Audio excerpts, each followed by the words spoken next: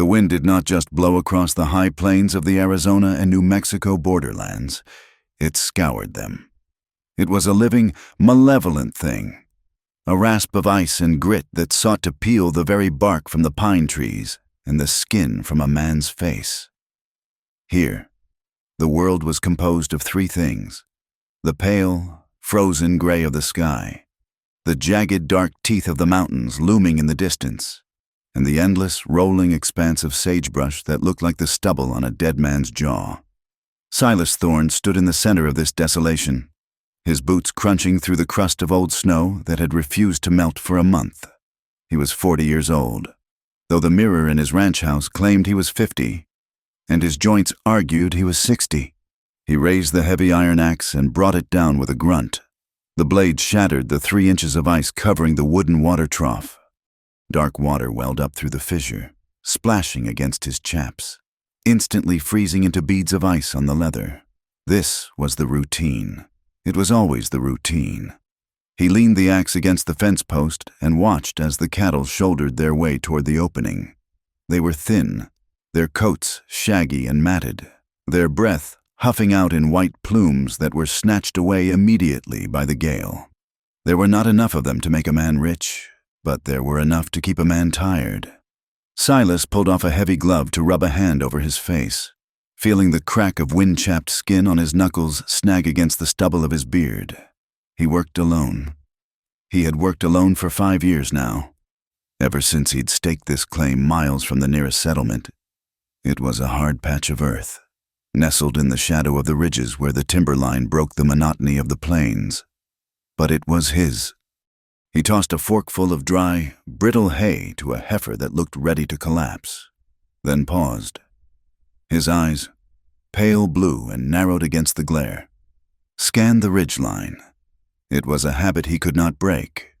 He looked for the silhouette of a rider, the glint of metal, the unnatural shift of a shadow. Raiders, soldiers, drifters. It made no difference. In this country, anything that moved and was not a cow was a threat. The wind howled, a high, lonely sound that vibrated in the timber of the barn. For a moment, the sound shifted, sounding like a scream, and Silas felt a familiar cold stone settle in his gut. The memory came unbidden, as it often did when the wind was high and his guard was low. He was back in a blue coat, the wool wet and smelling of horse sweat. The year was 1874. The smoke was so thick it tasted like copper on his tongue. He remembered the chaos of the skirmish, the shouting of the sergeant, the way the Apache camp had erupted into flames that defied the dark. He remembered turning, his Colt heavy in his hand, and seeing a shadow rise from the brush. He had fired. It was instinct. It was survival. And then the smoke had cleared, and he had seen the boy, no older than 12, a bow in his hand, yes, but small, so small. The boy had looked at him with eyes that were not angry, only surprised, before he fell back into the ash. Silas shook his head violently, physically dislodging the memory. He pulled his glove back on, ignoring the stiffness in his fingers. That was the past. That was a different life, a different man. He was just a rancher now.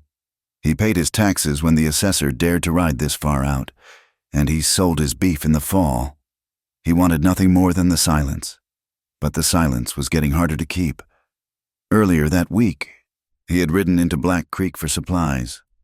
The town was little more than a muddy scar alongside a frozen stream, a collection of false front buildings huddling together against the elements. The atmosphere had been brittle, ready to snap.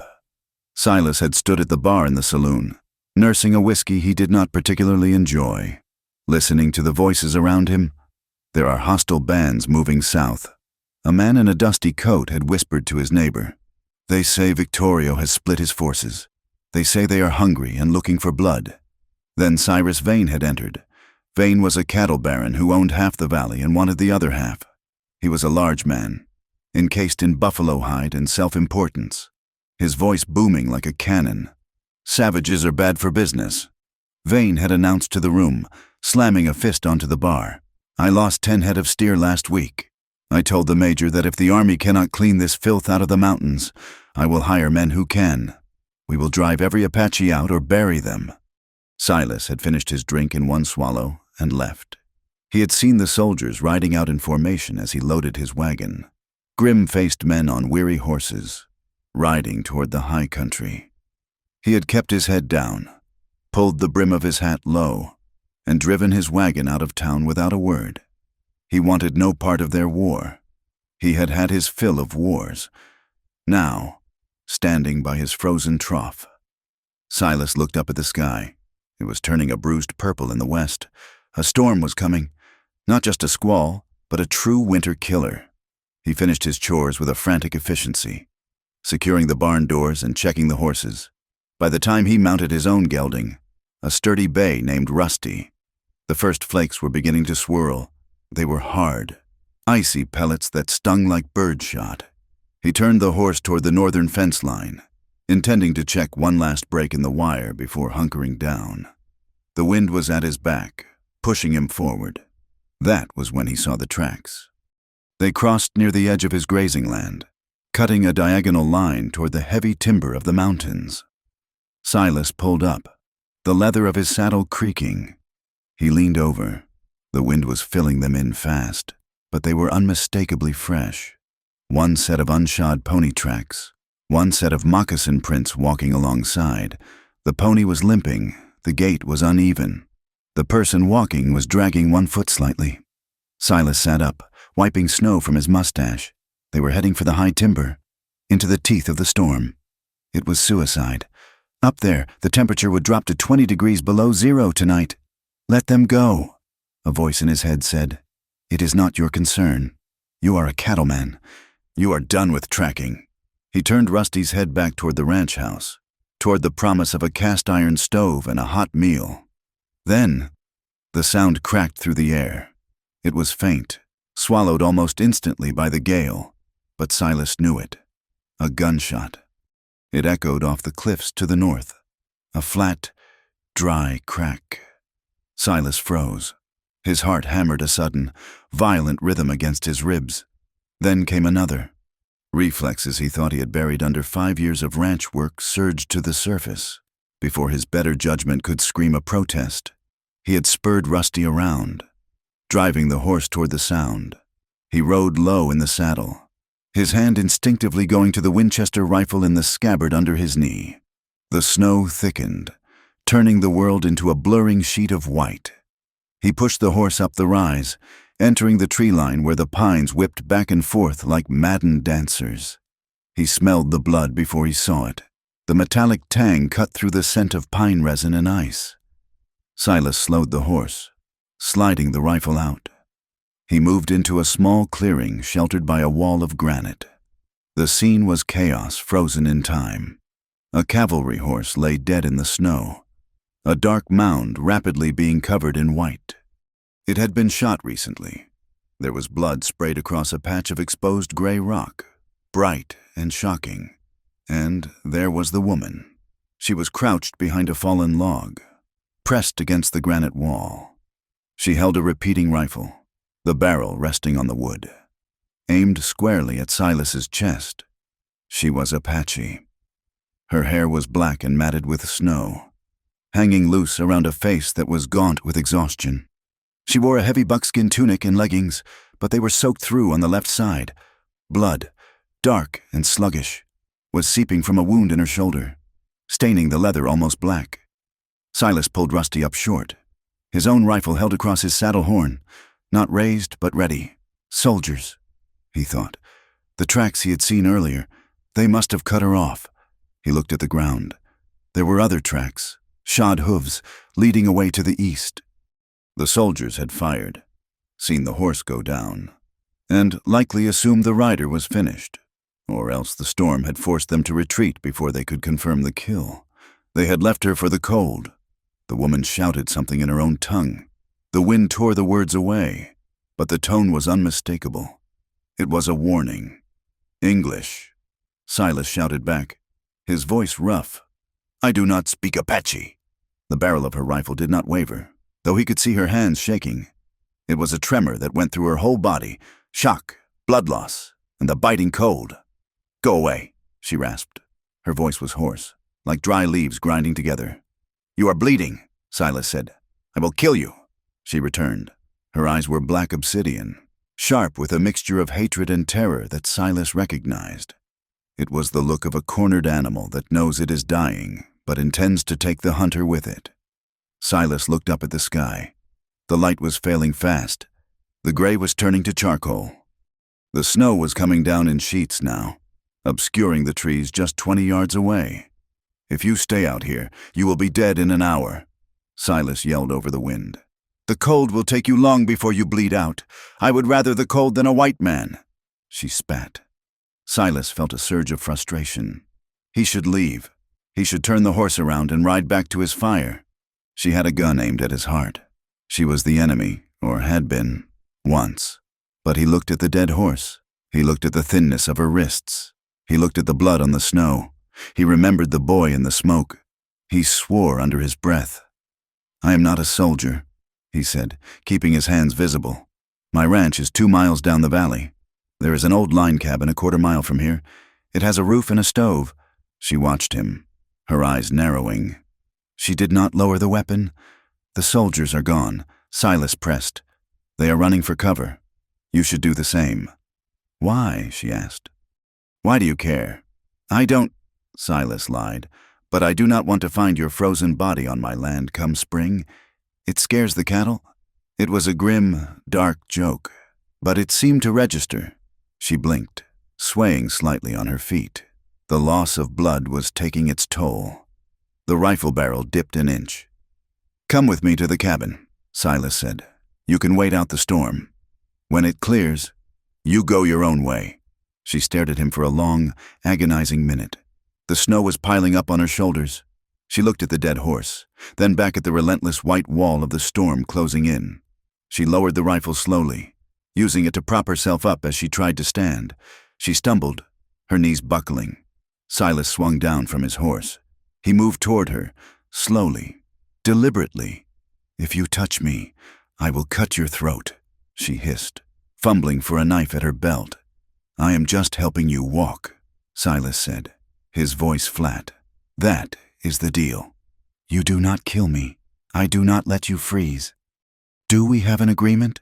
She looked at the knife, then at the rifle, and finally at his face. She searched his expression for deceit, for the cruelty she had come to expect from men with his skin. She must have seen only the weary resignation of a man who wanted to get out of the cold. White men's conditions. She muttered bitterly, but she took her hand off the knife. She tried to step forward and nearly collapsed. Silas caught her. She was lighter than she looked. Under the heavy buckskin, she was bird thin, all bone and sinew. He felt the heat of the fever already rising in her, radiating through the damp leather. She flinched at his touch, her body stiffening like a drawn bowstring. But she did not pull away. She could not. He helped her toward the horse. He kept his movements grand and slow, showing her he was not reaching for a weapon. He managed to get her into the saddle, her breath hissing through her teeth as the movement jarred her wounded shoulder. Silas took the reins and began to walk. The journey to the line cabin was a nightmare of endurance.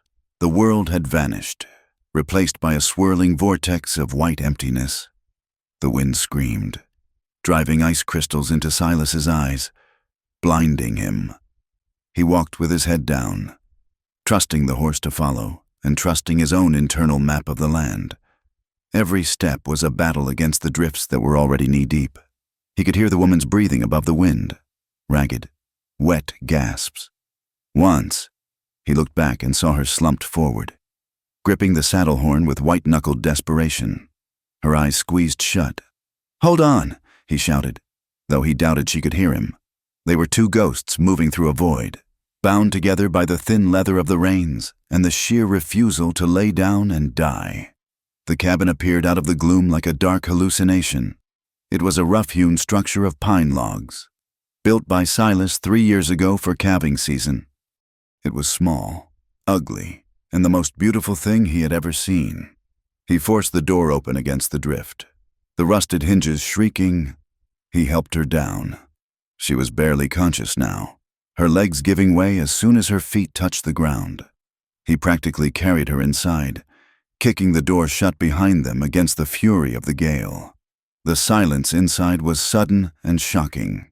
The wind still moaned, but it was muffled, a monster scratching at the walls rather than tearing at their throats. The room was freezing. The air was so cold their breath hung in thick, heavy clouds. It smelled of old wood smoke, dust, and dry pine needles. Silas moved quickly. He deposited her on the single narrow chair and went to the cast-iron stove in the corner. He thanked whatever past version of himself had thought to leave a stack of dry wood and kindling. His hands were numb, his fingers clumsy as thick sausages, but he managed to strike a match. The flame flared, blue and yellow. He fed it kindling, blowing gently until the fire caught with a roar. He grabbed the coffee pot from the shelf, filled it with snow from outside the door, and set it on the stove. Only then did he turn to look at her. She was watching him. She had not let go of the rifle. It lay across her lap, her hand resting on the trigger guard. Her face was gray in the dim light, her lips nearly blue. The blood on her shoulder had slowed to a dark, sticky ooze, but the stain was massive. Silas found a heavy wool blanket in a trunk and held it out to her. She took it with her good hand, wrapping it awkwardly around her shoulders, her eyes never leaving his face. "I need to look at that shoulder," Silas said, gesturing to her arm. "No," she said, "the bullet might still be in there. Infection will kill you as sure as the cold." "No," she repeated. Her voice was faint, but the steel in it remained. Silas shrugged. "Suit yourself." He turned back to the coffee. The water was beginning to boil. He poured a tin cup full of the black, bitter liquid and handed it to her. She took it, wrapping both hands around the metal. Shivering so violently, the liquid sloshed over the rim. He poured a cup for himself and leaned against the wall, drinking the scalding liquid to drive the chill from his bones. Night fell with the suddenness of a hammer blow. The temperature inside the cabin, despite the roaring stove, plummeted. The wind found every chink in the mortar, every gap between the logs. It whispered and hissed, drafting through the room. Silas checked the thermometer he had nailed by the window. It was reading 10 degrees inside. Outside, it would be 30 below by midnight. He looked at the bed. It was a single, narrow frame pushed against the far wall, piled with a few old buffalo robes and a quilt. It was the only place in the room that held any promise of sustained warmth. He looked at the woman. She was shivering uncontrollably now. The cup clattered against her teeth. The fire was hot, but it was directional. The air itself was trying to freeze them. She was looking at the bed, too. She set the cup down on the floor with a trembling hand. She looked at Silas. Her eyes were dark pools of calculation. She was weighing her hatred against her biology. She spoke, her voice steady and practical, stripped of all emotion save necessity. "The fire is not enough," she said. Silas didn't answer. He knew she was right. "If we sleep apart," she said, looking him dead in the eye, "we may not wake up. The cold does not care what color skin we have." Silas stiffened. He felt a sudden, sharp spike of anxiety that had nothing to do with the war or the weather. He looked at the narrow bed. It was barely wide enough for one man. "If we don't share a bed, we'll freeze," she said. The words hung in the air, heavy with simple truth and unspoken risk. Silas set his jaw. He thought of what the town would say. He thought of Cyrus Vane. He thought of the soldier he had been. He thought of the impropriety, the danger, the sheer madness of lying down next to a woman who had threatened to cut his throat an hour ago. But then he heard the wind scream outside, a sound of absolute death. He looked at her hands, shaking in her lap. "You stay on your side," Silas said, his voice sounding rusty and rough. "You keep that knife sheathed. I do not want to touch you, white man," she said softly. "I want to live." Silas nodded once, a sharp jerk of his chin. "Good. That makes two of us." He walked over to the bed and threw back the heavy furs. "Keep your boots off," he commanded, "but keep your clothes on." She stood up, leaving the rifle leaning against the chair, but keeping the knife at her belt. She moved with painful slowness to the bed. She sat down and worked her moccasins off. Silas sat on the other side, pulling off his heavy riding boots. The mattress groaned as they lay down. They lay stiffly, backs to each other, a foot of cold space between them. Silas stared at the log wall, his body rigid. He could feel the mattress shift as she settled. The cold was a physical weight in the room. The fire in the stove was dying down, and the draft from the window was biting. Silas pulled the buffalo robes up over them, tucking the edges in. They lay there for 10 minutes. Silas could hear her teeth chattering. It was a fast, rhythmic clicking sound. The bed began to shake with the force of her tremors. She was freezing to death right next to him, with a sigh that was half curse. Silas rolled over. "Come here," he said gruffly. She tensed. "You're shaking the whole damn bed," Silas said. "Move closer." Slowly, hesitantly, she scooted backward, her back pressed against his chest. The contact was electric, even through the layers of buckskin and wool and cotton. The heat was immediate. Silas's breath hitched. He wrapped an arm around her, purely by instinct, to hold her still, to stop the shaking. His hand rested on her waist. He could feel the jagged rise and fall of her ribs. She was so cold. He pulled her tighter, trying to transfer his own body heat into her. She gasped softly, a sound of shock, but then she melted backward against him. She tucked her head down, her cheek resting near his throat. Her breath, warm and erratic, washed over his skin. Silas closed his eyes. Raw physical warmth bloomed in the darkness. It was sharper than the fire. It brought with it an awareness that terrified him. He could smell her, wood smoke, sage, the iron scent of old blood. And beneath that, something distinct and human. He could feel her heart beating against his forearm, a rapid, frantic rhythm that slowly began to match his own. The softness of her pressed against the hardness of his chest. Desire, unbidden and unwanted, flared in the pit of his stomach. He gritted his teeth, fighting it down. He told himself this was survival. This was livestock management. This was keeping a calf warm in a blizzard. But she was not a calf. She was a woman, and he was a man who had been alone for 5 years. The storm raged outside, burying the cabin, burying the world. The wind shrieked like a banshee. Inside the cramped, dark bed, Silas Thorne lay awake, his eyes wide open in the gloom. He felt every point of contact, every small shift of her breath. He held the enemy in his arms, his hand resting inches from the knife at her belt, knowing that for this night, his life depended on her warmth as much as hers depended on his. He listened to the wind and waited for the dawn, knowing that if the morning ever came, nothing would be the same. Dawn broke over the high plains not with the warmth of the sun, but with a harsh, crystalline light that reflected off the new snow, turning the world into a blinding sheet of white. The storm had passed, leaving behind a silence so profound it felt heavy, pressing against the rough-hewn logs of the line cabin. Inside, the light filtered through the cracks in the chinking, illuminating the dust motes dancing in the freezing air. Silas Thorne woke slowly, dragged from a deep, exhausted sleep by the stiffness in his joints. For a moment, suspended between dreams and waking. He did not know where he was.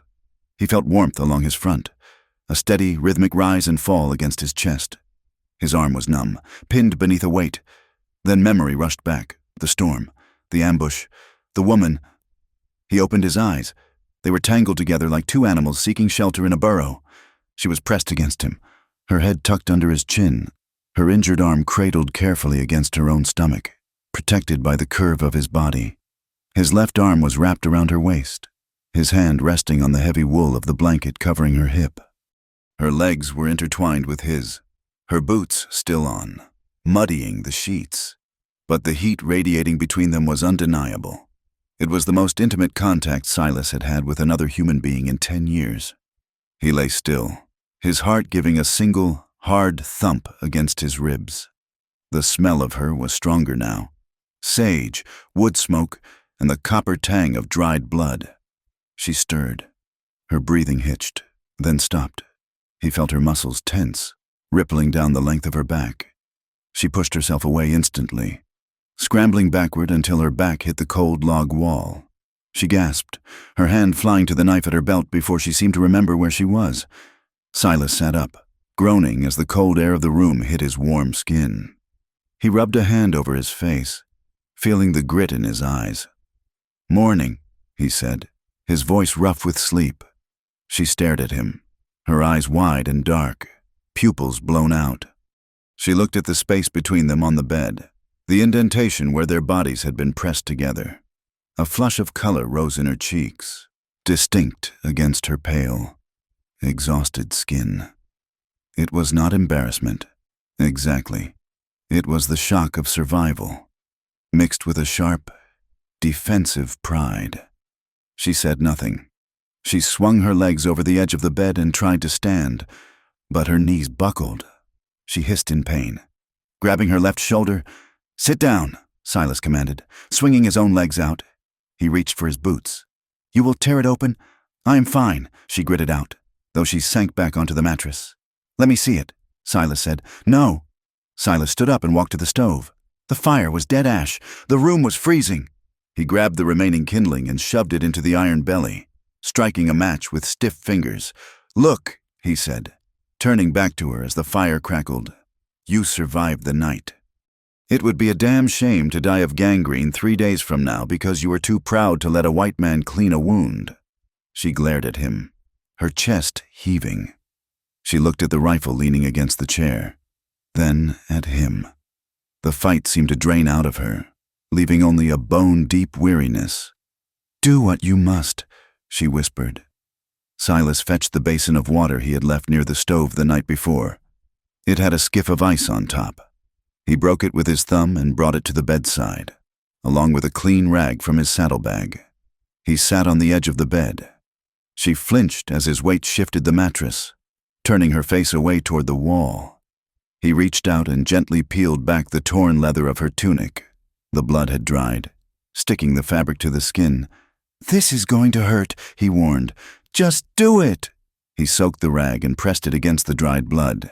She made a sharp, sucked-in noise through her teeth but did not pull away. Silas worked carefully, his large, calloused hands moving with a surprising gentleness. He had dug bullets out of cattle and horses, and men too, during the war. He knew the geography of pain. The bullet had passed through the fleshy part of the shoulder. It was a clean through and through, missing the bone. But it was ugly and inflamed. As he washed away the grime, his knuckles brushed against the bare skin of her neck. He felt a tremor run through her, not a shiver of cold, but a reaction to his touch. He looked at his own hands. They were trembling slightly. He pulled back, frowning at his own weakness. It was the hunger, he told himself. The cold. It was not the feeling of her skin, smooth and hot beneath the dirt. "I have some salve at the main house," he said, his voice tight. "And clean bandages. This will have to do for now." He tore a strip from his own spare shirt and bound the wound tight. When he finished, she pulled the tunic back up, her movements stiff. "Thank you," she said. The words sounded foreign in her mouth, hard and sharp. Silas stood up and walked to the window, looking out at the buried world. "My name is Silas," he said. "Silas Thorne." He waited. The silence stretched, filled only by the wind whistling through the eaves. "Nal indage-san," she said. Silas turned. "What?" She looked at him, a flicker of challenge in her eyes. "Nal indage-san." Silas tried to form the syllables in his mouth, but they tangled on his tongue. It was a sound like water rushing over stones, beautiful and impossible. "Nal, Nali," he faltered. She gave a small, weary sigh, the ghost of a smirk touching her lips. "Call me Nalin," she said. "It is close enough." "Nalin," Silas repeated. It felt heavy on his tongue, but solid. The storm had broken, but the drifts were hip-deep. It took them 2 hours to fight their way from the line cabin to the main ranch house, though it was less than 3 miles away. Silas broke the trail with Rusty, the big gelding plunging through the snow with heaving sides. Naylin rode behind him on the saddle, her good arm wrapped around his waist, her face buried in his coat to escape the biting wind. When they crested the final ridge, the ranch lay spread out below them under a sky the color of slate. It was a stark, lonely sight. The barn sagged slightly to the west. The corrals were empty of cattle, the herd having huddled in the timber breaks for warmth. The cottonwood trees along the frozen creek stood like skeletal fingers pointing at the heavens. But there was smoke rising from the chimney of the main house. It looked solid. It looked like survival. Silas felt the woman behind him tense. She was scanning the horizon, looking for the soldiers. "They won't be back today," Silas said over his shoulder, reading her mind. "Not in this snow. A horse would break a leg in a mile." He rode down into the yard and dismounted, his boots sinking into the fresh powder. He reached up and helped her down. She was steady on her feet now, though pale. "You can stay," Silas said abruptly. He didn't look at her, focusing instead on loosening the cinch of the saddle. She froze. "Stay? Until the shoulder heals," Silas said. "You can't ride, and you certainly can't shoot. If you go out there, you're dead." She studied his profile. "Why?" Silas pulled the saddle off and heaved it onto the rail. He looked at her then. "You didn't shoot me in the cabin," he said. "I reckon I owe you for that." It was a lie, or at least only part of the truth. He owed her nothing, but looking at her standing in the snow, shivering in her thin buckskins, he knew he could not send her away. It would be murder. She looked at the house, then back at the mountains. She had nowhere to go. Her people were scattered, the soldiers were hunting her, and the winter was trying to kill her. "I will not be a servant," she said, her chin lifting. "I don't need a servant," Silas replied. "I need a hand who can work." "Can you work?" "I can work," she said. "Then come inside before we both freeze." The interior of the ranch house was dim and smelled of stale coffee and isolation. Nayland stood by the door, dripping snow onto the rough plank floor, her dark eyes taking in every detail. She saw the single plate left on the table from 2 days ago. She saw the one chair, the wood on the arms worn smooth by years of nervous hands. She saw the pair of old boots by the door, cracked and muddy, with no smaller pair beside them. It was a house built for a family that did not exist. It was a monument to solitude. She looked at the man who lived here. He was hanging his coat on a peg, his back broad and stiff. She imagined him sitting in that chair, night after night, listening to the coyotes howl, with no voice to answer him but the wind. A strange pang of empathy struck her, sharp and unwanted. She knew what it was to be alone in a crowd, but this man was alone in the world. "We need a story," Silas said, turning to face her. "A story?" "If anyone comes, Vane, the sheriff, a drifter, you can't be Apache, not with the mood in town. They'll hang you first and ask questions later." Her face hardened. "I will not deny my blood." "You will if you want to keep it inside your body," Silas said bluntly. "You are Mexican, a widow, from down south, Sonora. You came looking for work." She stared at him, anger flaring in her eyes. To pretend to be Mexican, the people who had fought her ancestors for centuries, was a bitter pill. It was erasure. "It is a lie," she spat. "It is a shield," Silas countered. "Take it or leave it." She held his gaze for a long moment, the silence stretching taut between them. Finally, she looked down at her wounded shoulder. "I am a widow from Sonora," she said, the words tasting like ash. "My name is Elena." "Don't get fancy," Silas grunted.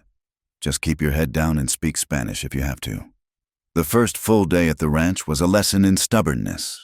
The sun came out, blinding and cold, melting the top layer of snow into a slush that would freeze into iron by nightfall. Silas went out to feed the stock. Nayland followed him, ignoring his instructions to rest. She grabbed a pitchfork with her good hand, intending to help move the hay. She drove the tines into the bale and heaved. The weight was too much for one arm. She twisted, and a fresh bloom of red appeared on the bandage at her shoulder. She gasped, dropping the fork, clutching her arm. Silas spun around. He saw the blood. "God damn it! Woman!" he roared, closing the distance between them in 3 long strides. He grabbed the pitchfork and threw it aside. "I told you to sit down. You are no good to me dead." She recoiled, her eyes flashing with a sudden, feral fear. For a second, she wasn't on a ranch. She was back in the camp, and a soldier was screaming at her. Silas saw the flinch. He saw the fear. The anger drained out of him instantly, leaving him feeling hollow and ashamed.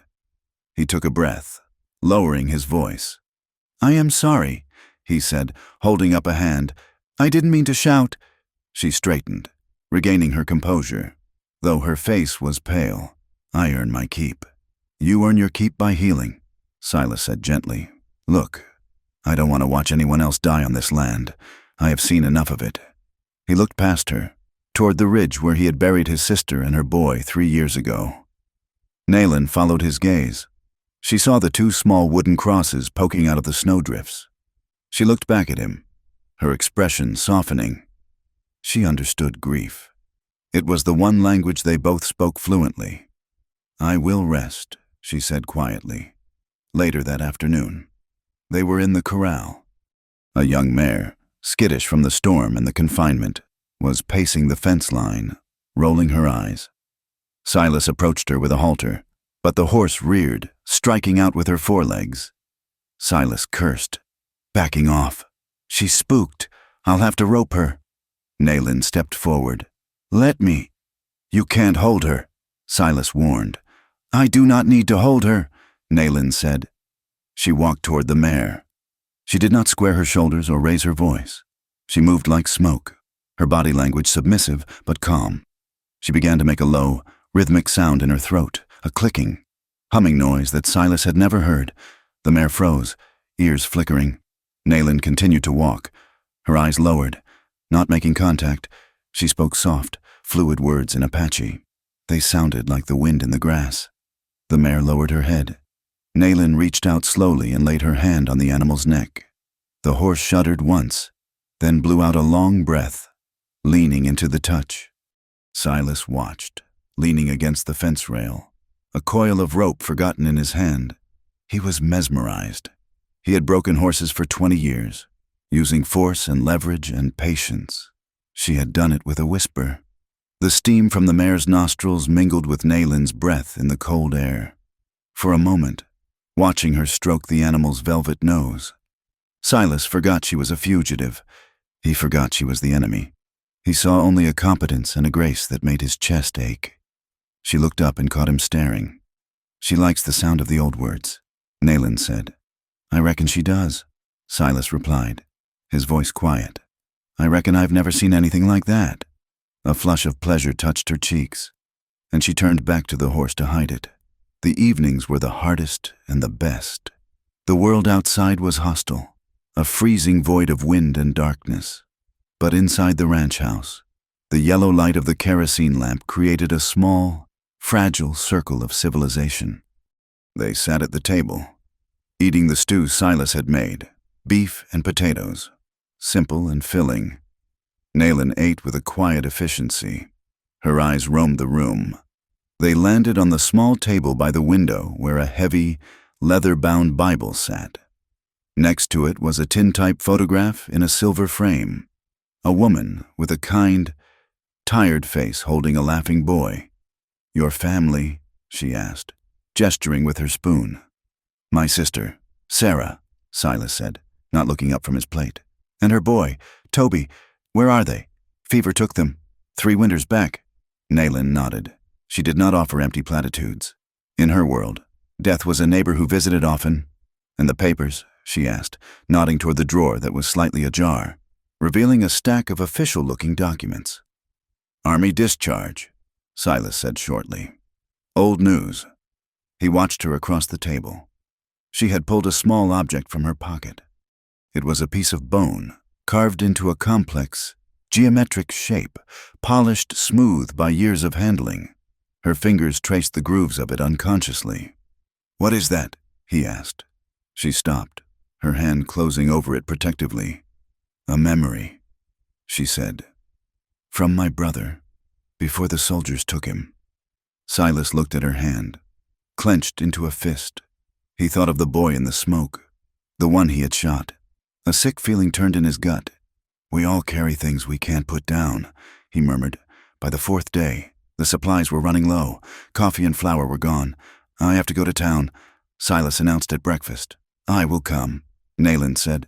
No, it's too dangerous. Vane and his men are likely still there. You stay inside.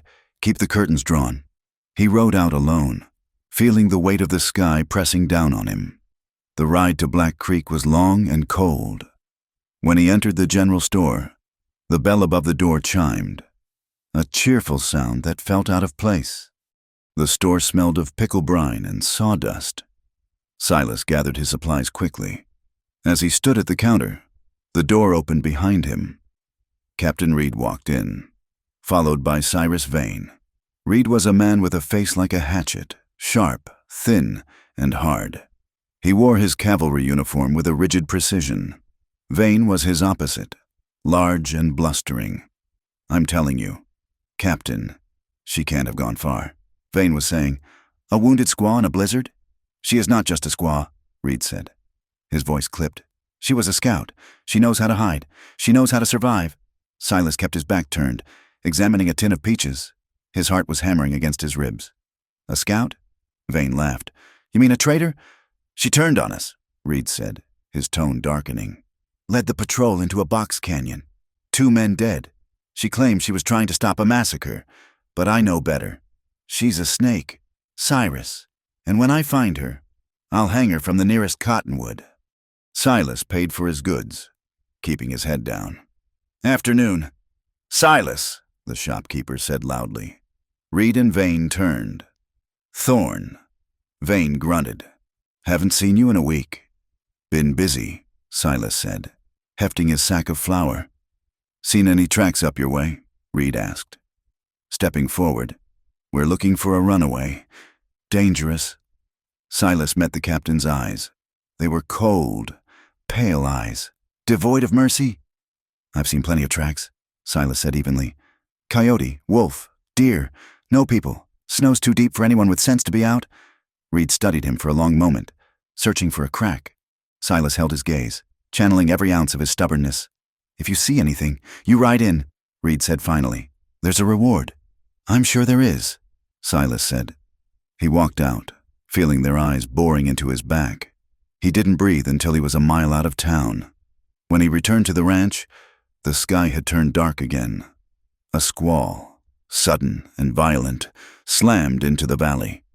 He barely got the horse stabled before the whiteout hit. He burst into the house, shaking snow from his coat. Nayland was sitting by the stove, the rifle across her knees. She relaxed when she saw it was him. They were trapped. The windows rattled in their frames. To pass the time, Silas brought out an old primer he had bought for his nephew. Toby, you speak English well enough, Silas said, sitting at the table. But can you read it? No, Nolan admitted. The marks mean nothing to me. Silas opened the book. It was simple stuff. Cat, dog, house. He pointed to a word. Horse. He said, horse. She repeated. He pointed to the picture. This is the word for the animal. H-O-R-S-E. She traced the letters with a finger. The ink was rough against her skin. Teach me, she said. They spent hours like that. The storm howled outside, but in the circle of lamplight, there was a strange peace. He taught her words like mountain, river, fire. She laughed when he tried to explain the silent K in knife. Why put a letter there if you do not say it, she asked. Smiling. It is wasteful. White men waste everything, even letters. Silas chuckled. It was a rusty sound, unused for years. I reckon you're right. How do you say knife in your tongue? He asked. Beige, she said. Besh. Silas tried. No, beige. The sound is deeper. Like a bee. Beige. Better. She nodded. Their eyes met. The laughter faded, replaced by a sudden, fragile awareness. They were 2 people from warring worlds, sitting at a table, sharing words while the elements tried to destroy them. That night, the temperature dropped lower than it had all winter. The wind found gaps in the ranch house walls that Silas had sworn were sealed. The fire in the stove was dying down. Nayland was sleeping on the small cot Silas had set up in the corner, a pile of spare blankets over her. Silas woke in his own bed, shivering. He looked across the room. Nayland was shaking. He could hear the rustle of the blankets. She was curled into a tight ball, trying to preserve heat, but the cot was too far from the stove, and the floor was freezing. Silas got up. He walked to the stove and shoved the last log in. It caught, but he knew it wouldn't be enough. The cold was a living thing tonight. He looked at the cot. She was awake, watching him, her teeth chattering softly. "Naylin," he said. She looked at him. "It's too cold." He said, "I am fine," she stammered. "You are lying," Silas said. He hesitated. He remembered the cabin. He remembered the feel of her body against his. He remembered the terror and the comfort of it. Naylin sat up, pulling the blanket around her. She looked at his bed, wide, warm, piled with down quilts. Then she looked at his face. She saw the conflict there, the desire warring with the propriety. Her cheeks heated, not from the fire, just until the worst of the winter passes. She said quietly. Her voice was steady, offering him an excuse, a way to save face. Silas swallowed hard. Just until the squall breaks. He stepped back, lifting the quilt. She crossed the room, her bare feet silent on the wood. She climbed into the bed, wearing her leggings and a heavy flannel shirt he had lent her. She lay down on the far side, close to the wall. Silas got in beside her. They lay on their backs, staring at the dark ceiling. The heat from their bodies began to pool under the heavy covers, creating a sanctuary. They kept a respectful distance.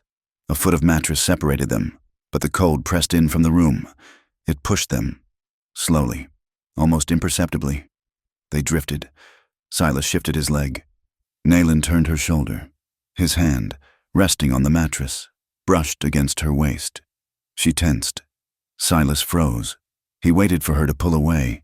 He waited for the threat, the knife, the anger. She didn't move. She stayed exactly where she was. The warmth of her side pressed against the back of his hand. Silas's heart began to hammer. It was loud in the quiet room. He knew she could hear it. He felt a rush of desire so potent it made him dizzy.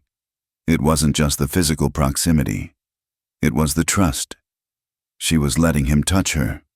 After everything, the soldiers, the massacres, the hatred, she was lying in the dark with him. Allowing the contact, he kept his hand still, terrified that if he moved, he would break the spell. He listened to her breathing. It had been shallow and fast, but now it was slowing, deepening. She was listening to him, too. She felt the heat of his hand through her shirt. She told herself she was only borrowing warmth. She told herself this was survival. But her heart was betraying her. It beat a rhythm that had nothing to do with the cold. Outside, the prairie wind keened over the frozen ground, a lonely, desolate sound. Inside, in the quiet dark, Silas Thorne and Naylin lay awake, staring into the blackness, wondering how long they could keep pretending this was just about the weather, wondering how long it would be before the distance between them, measured in inches and centuries of blood, finally disappeared completely. The iron grip of winter began to loosen, not with a sudden surrender, but with a slow, grinding retreat. The relentless white that had buried the borderlands for months turned to a slurry of gray slush during the day, freezing back into treacherous ruts of ice at night. The sky shifted from the suffocating charcoal of the storm season to a pale, hard blue that stretched endlessly over the plateau, offering light but very little warmth. At the ranch, a rhythm had established itself, silent and steady as a heartbeat. Silas Thorne and Naylin moved around each other with the practiced ease of two people who had shared a small space for a lifetime, rather than a few weeks. They cooked together, the smell of coffee and frying bacon filling the cabin. They worked the stock together, Naylin's shoulders stiff but healing, her strength returning in increments. And they slept together. There was no discussion about it anymore. The awkward negotiations of that first night in the line cabin had dissolved. When the fire died down and the draft crept across the floorboards, they undressed in the dark, climbed into the single sturdy bed, and sought each other's warmth. It had become a necessity of physics that had morphed into a habit of comfort. They slept back to front, or facing each other with knees knocked together, their breathing falling into a synchronized cadence that lulled them both into a deep, dreamless rest. But the world outside the fence line was waking up, and with the thaw came eyes. Silas rode into Black Creek for supplies on a Tuesday. The mud in the main street was fetlock deep, churning under the wheels of wagons.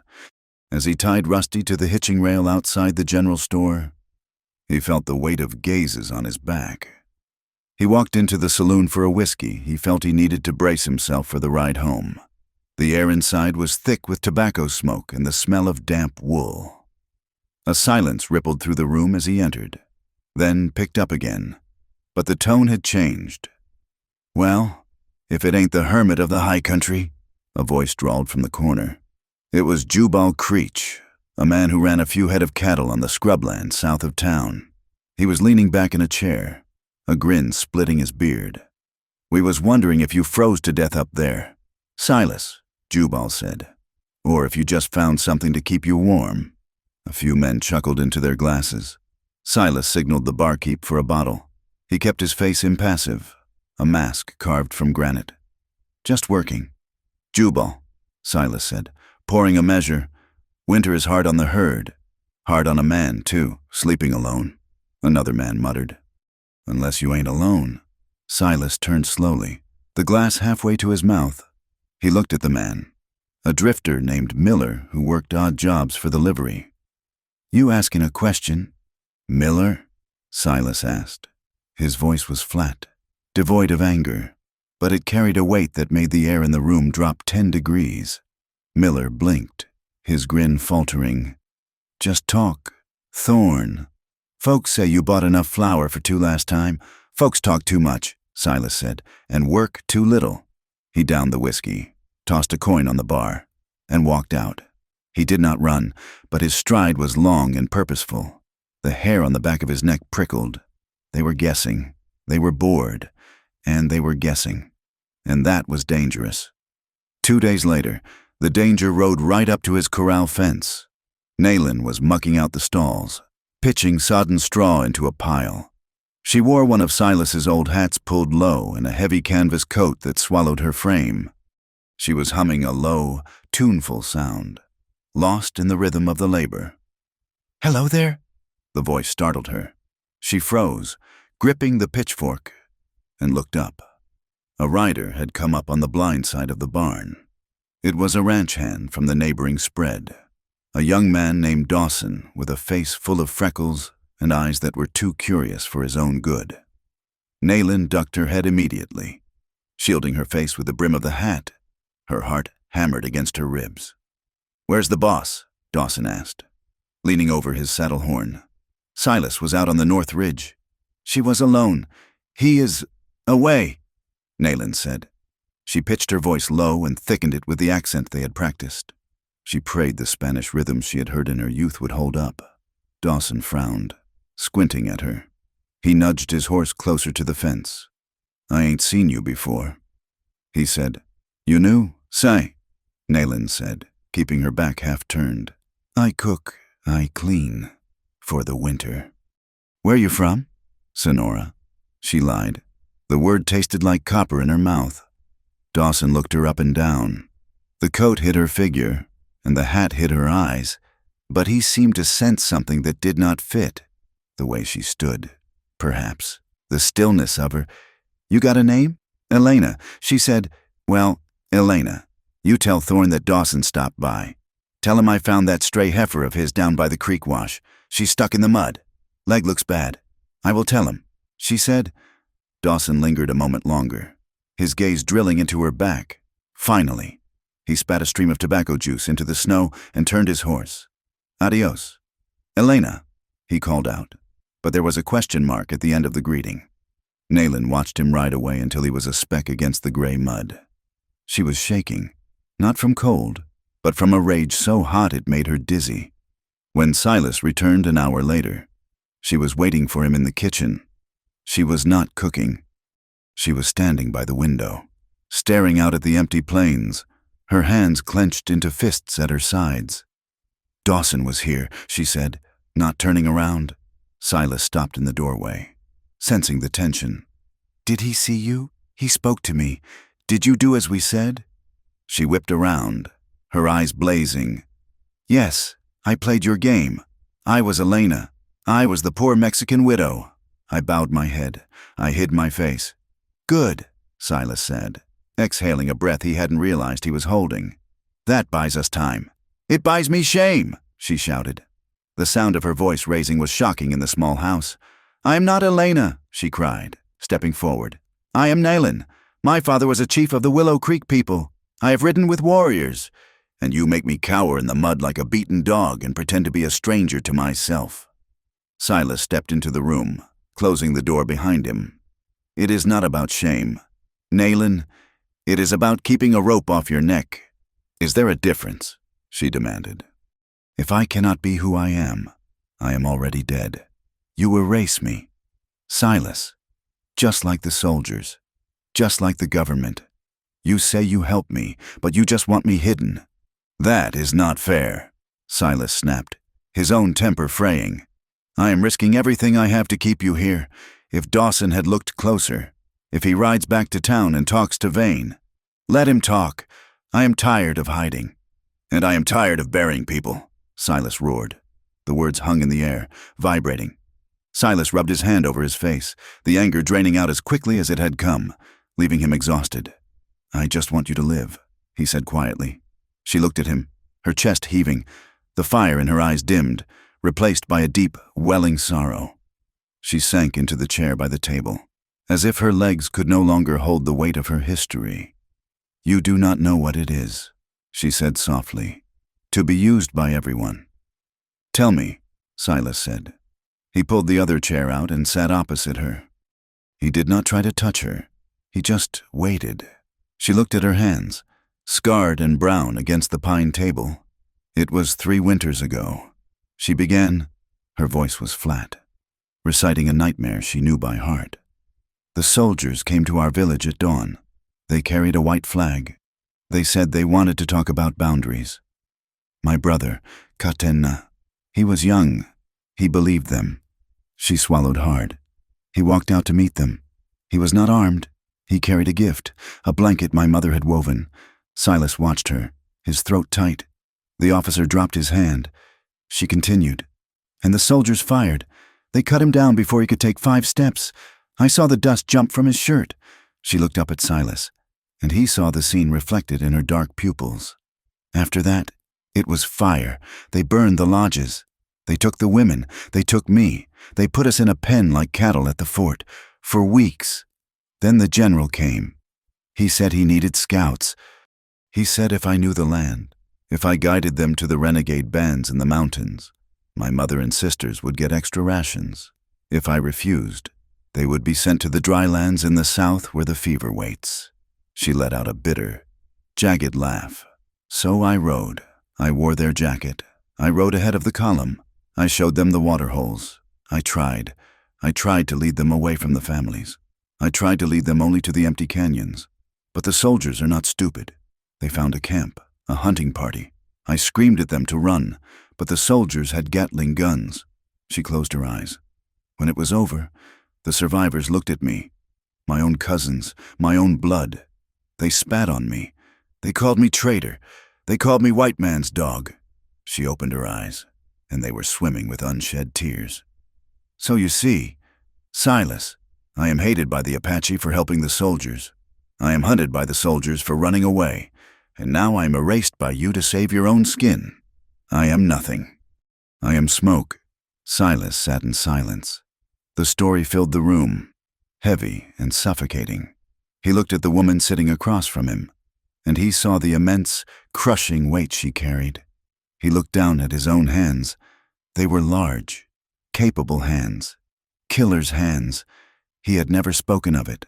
Not to his sister before she died, not to the priest he hadn't visited in 20 years.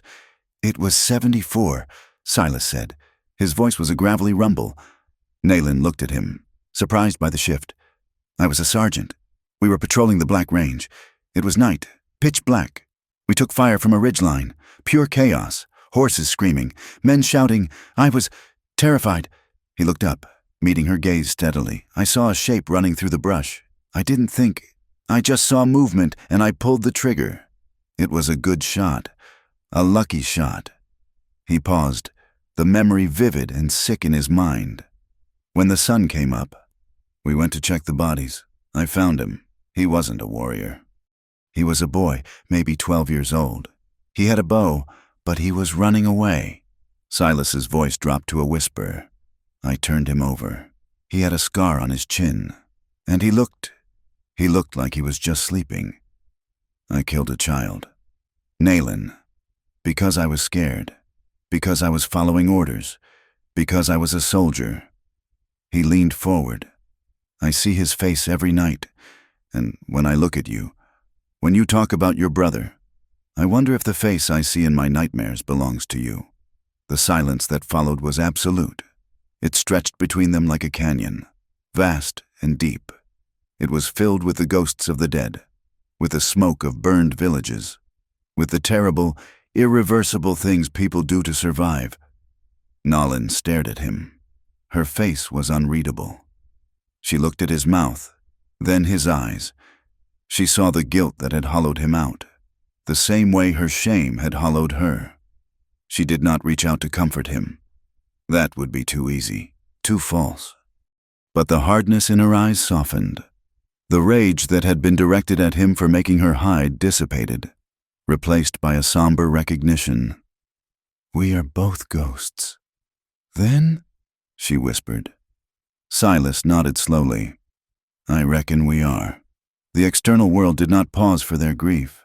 The days grew longer, but the danger sharpened. A week later, Silas found a poster nailed to a fence post on the edge of his property. It was damp and wrinkled, but the print was legible. Reward. For information leading to the capture of an Apache woman, former scout, fugitive from justice. Consider armed and dangerous. Collaborators will be prosecuted. It was signed by Captain Reed. Silas tore it down, crumpling the paper in his fist until his knuckles turned white. He put it in his pocket and rode back to the house, but he did not show it to Nayland. He didn't have to. She could smell the danger on the wind. To break the tension of the house, they rode out one afternoon to mend the fence line near the high timber. The snow had receded enough to reveal the sagging wires. The air was crisp, smelling of pine resin and wet earth. Vultures spun high above in the hard blue sky, watching the world with indifferent patience. They worked in tandem. Silas stretched the wire. Nayland hammered the staples. Her shoulder was better, but when she tried to mount her horse after a break, she winced, her foot slipping in the stirrup. Silas was there instantly. He didn't say a word. He just placed his hands on her waist, his grip firm and sure, and lifted her. For a second, she was suspended in his hands. She looked down at him. His face was turned up, his eyes crinkled against the sun. There was no lewdness in the touch, only a quiet, sturdy support. Thank you, she murmured as she settled into the saddle. Silas nodded, touching the brim of his hat. They rode along the creek bed. The water was flowing, dark and fast, but edges were still rimed with ice. Silas turned his horse toward a crossing point. Wait, Nayland said sharply. Silas pulled up. What? The ice, she said, pointing. Look at the color. It is gray, not white. It is rotten underneath. If you cross there, the horse will break through. Silas looked. She was right. He had been looking at the far bank, focused on the destination. She was looking at the ground, reading the language of the water. You have sharp eyes, he said. I look at what is there, she replied, not what I want to be there. They rode up a rise to a high hill that overlooked the entire valley. The view was staggering. Miles of rolling sagebrush, the distant purple bruises of the mountains, the glint of the winding creek. Silas sat back in his saddle, taking a deep breath. Good country, he said. Good grazing. If the rains come in spring, that bottomland will be green enough to fatten 300 head. Nayland looked at the same land. What do you see, Silas? She asked. I see grass. He said, I see water. I see a future. Maybe. She shook her head slowly. I see the bones, she said softly. My people camped in that bottomland for 1,000 years. My grandmother is buried under those cottonwoods. I see the spirits of the deer. I see a place where the earth remembers everything we have forgotten. Silas looked at the cottonwoods. He tried to see them through her eyes, not as timber, but as headstones. It changes the look of it. He admitted, knowing what's under the soil. It is all sacred. Silas. Even the mud. That night, the fragile peace was shattered. They had just finished supper. The wind had picked up, rattling the door. Then, a heavy, clumsy fist pounded against the wood. Silas was on his feet in an instant, the Colt drawn from his holster before the echo died away. Nayland moved to the shadows of the kitchen, grabbing a carving knife from the counter, slipping it into the folds of her skirt. "Open up, Thorn. We know you're in there." It was a slur, a drunk voice. Silas holstered the gun but kept his hand near it. He opened the door. Two men stood on the porch. One was a ranch hand Silas knew vaguely from town. A man named Buck, who was known for his whiskey temper. The other was a stranger. Short and thick-set, swaying on his heels. They reeked of cheap liquor. "Lost your way?" "Buck?" Silas asked, blocking the doorway with his body. "Just riding through," Buck slurred. Peering past Silas's shoulder, saw the light. "Thought we'd stop for a warm-up. This isn't a saloon," Silas said. "Right on."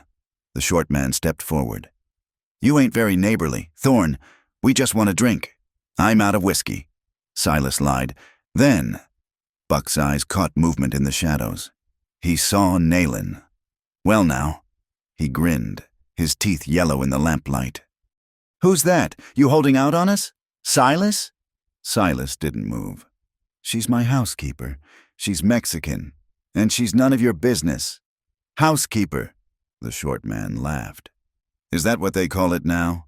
Buck pushed forward, trying to shoulder past Silas. "Let's have a look at her, then see if she's as pretty as—" Silas moved. It was a blur of motion. He stepped in, grabbed Buck by the lapels of his coat, and slammed him backward against the porch rail. The wood groaned. Silas's face was inches from Buck's. His voice was a low, terrifying growl. "You will get on your horse," Silas said, enunciating every word. "You will ride away.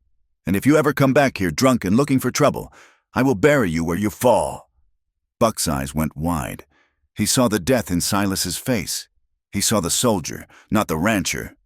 All right, Buck stammered, holding up his hands. "Just a joke, Thorn. Jesus." Silas shoved him away.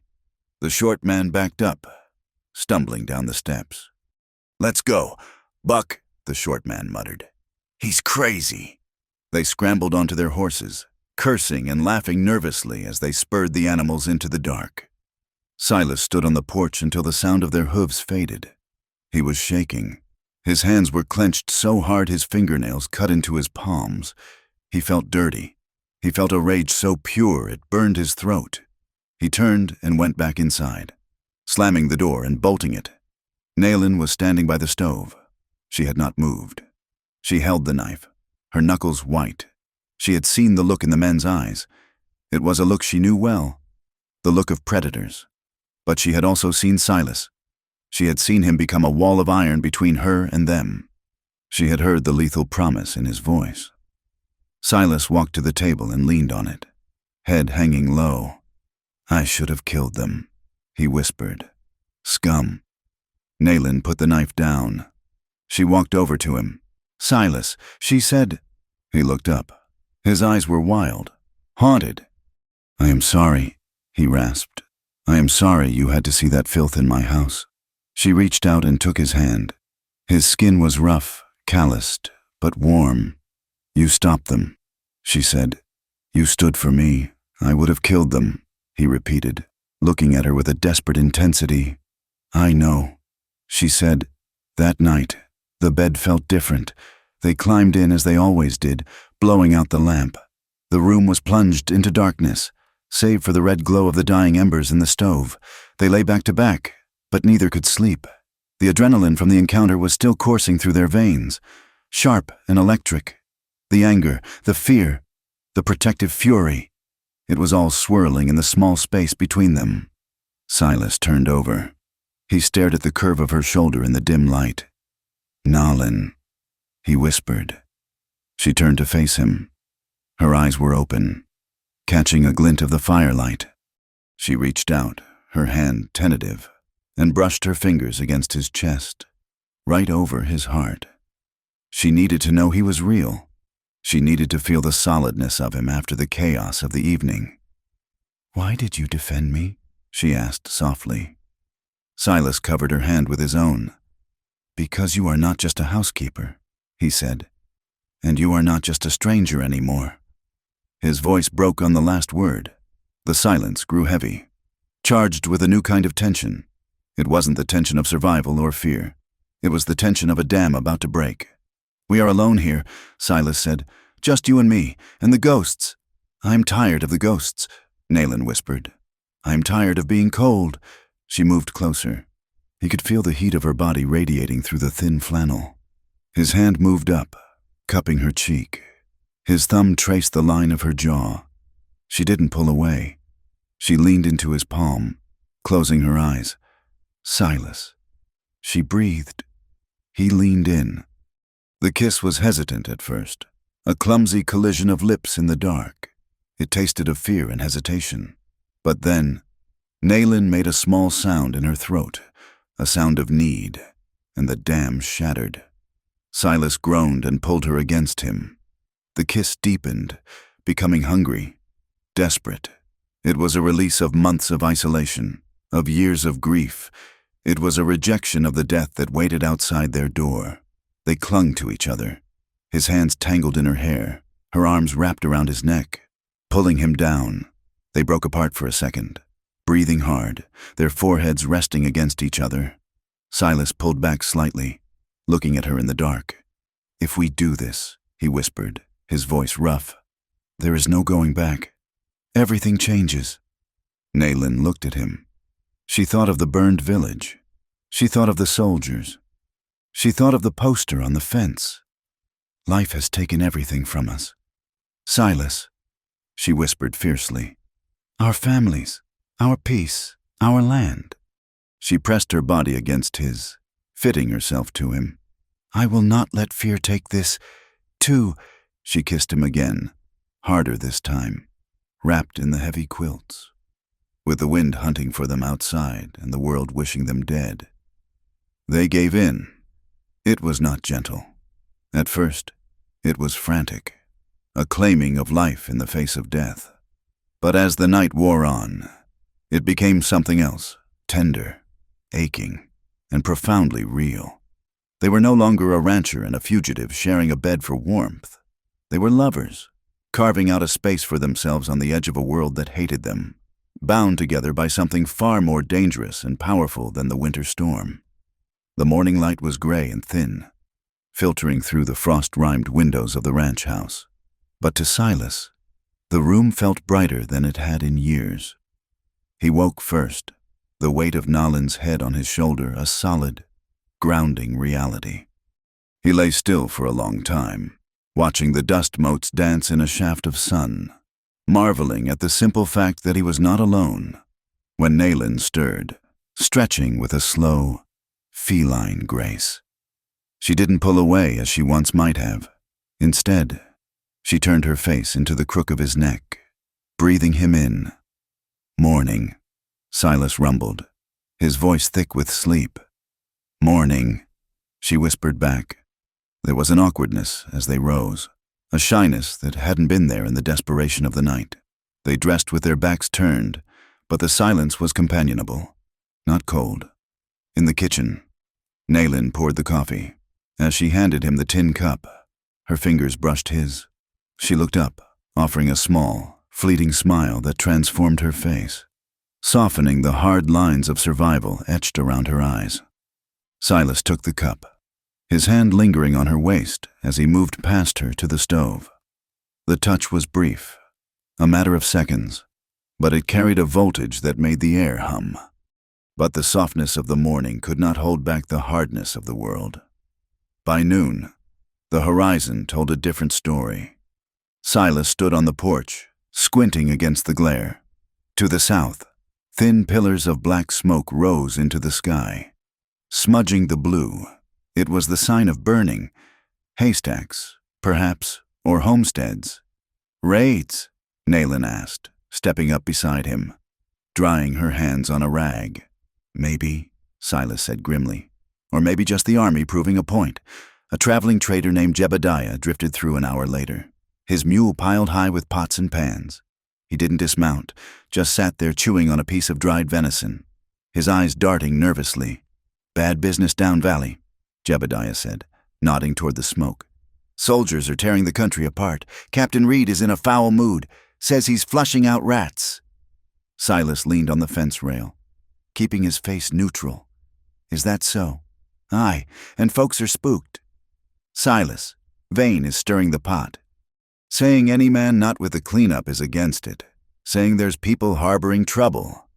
Jebediah paused, spitting a stream of tobacco juice. Some folks are asking why you ain't been seen helping.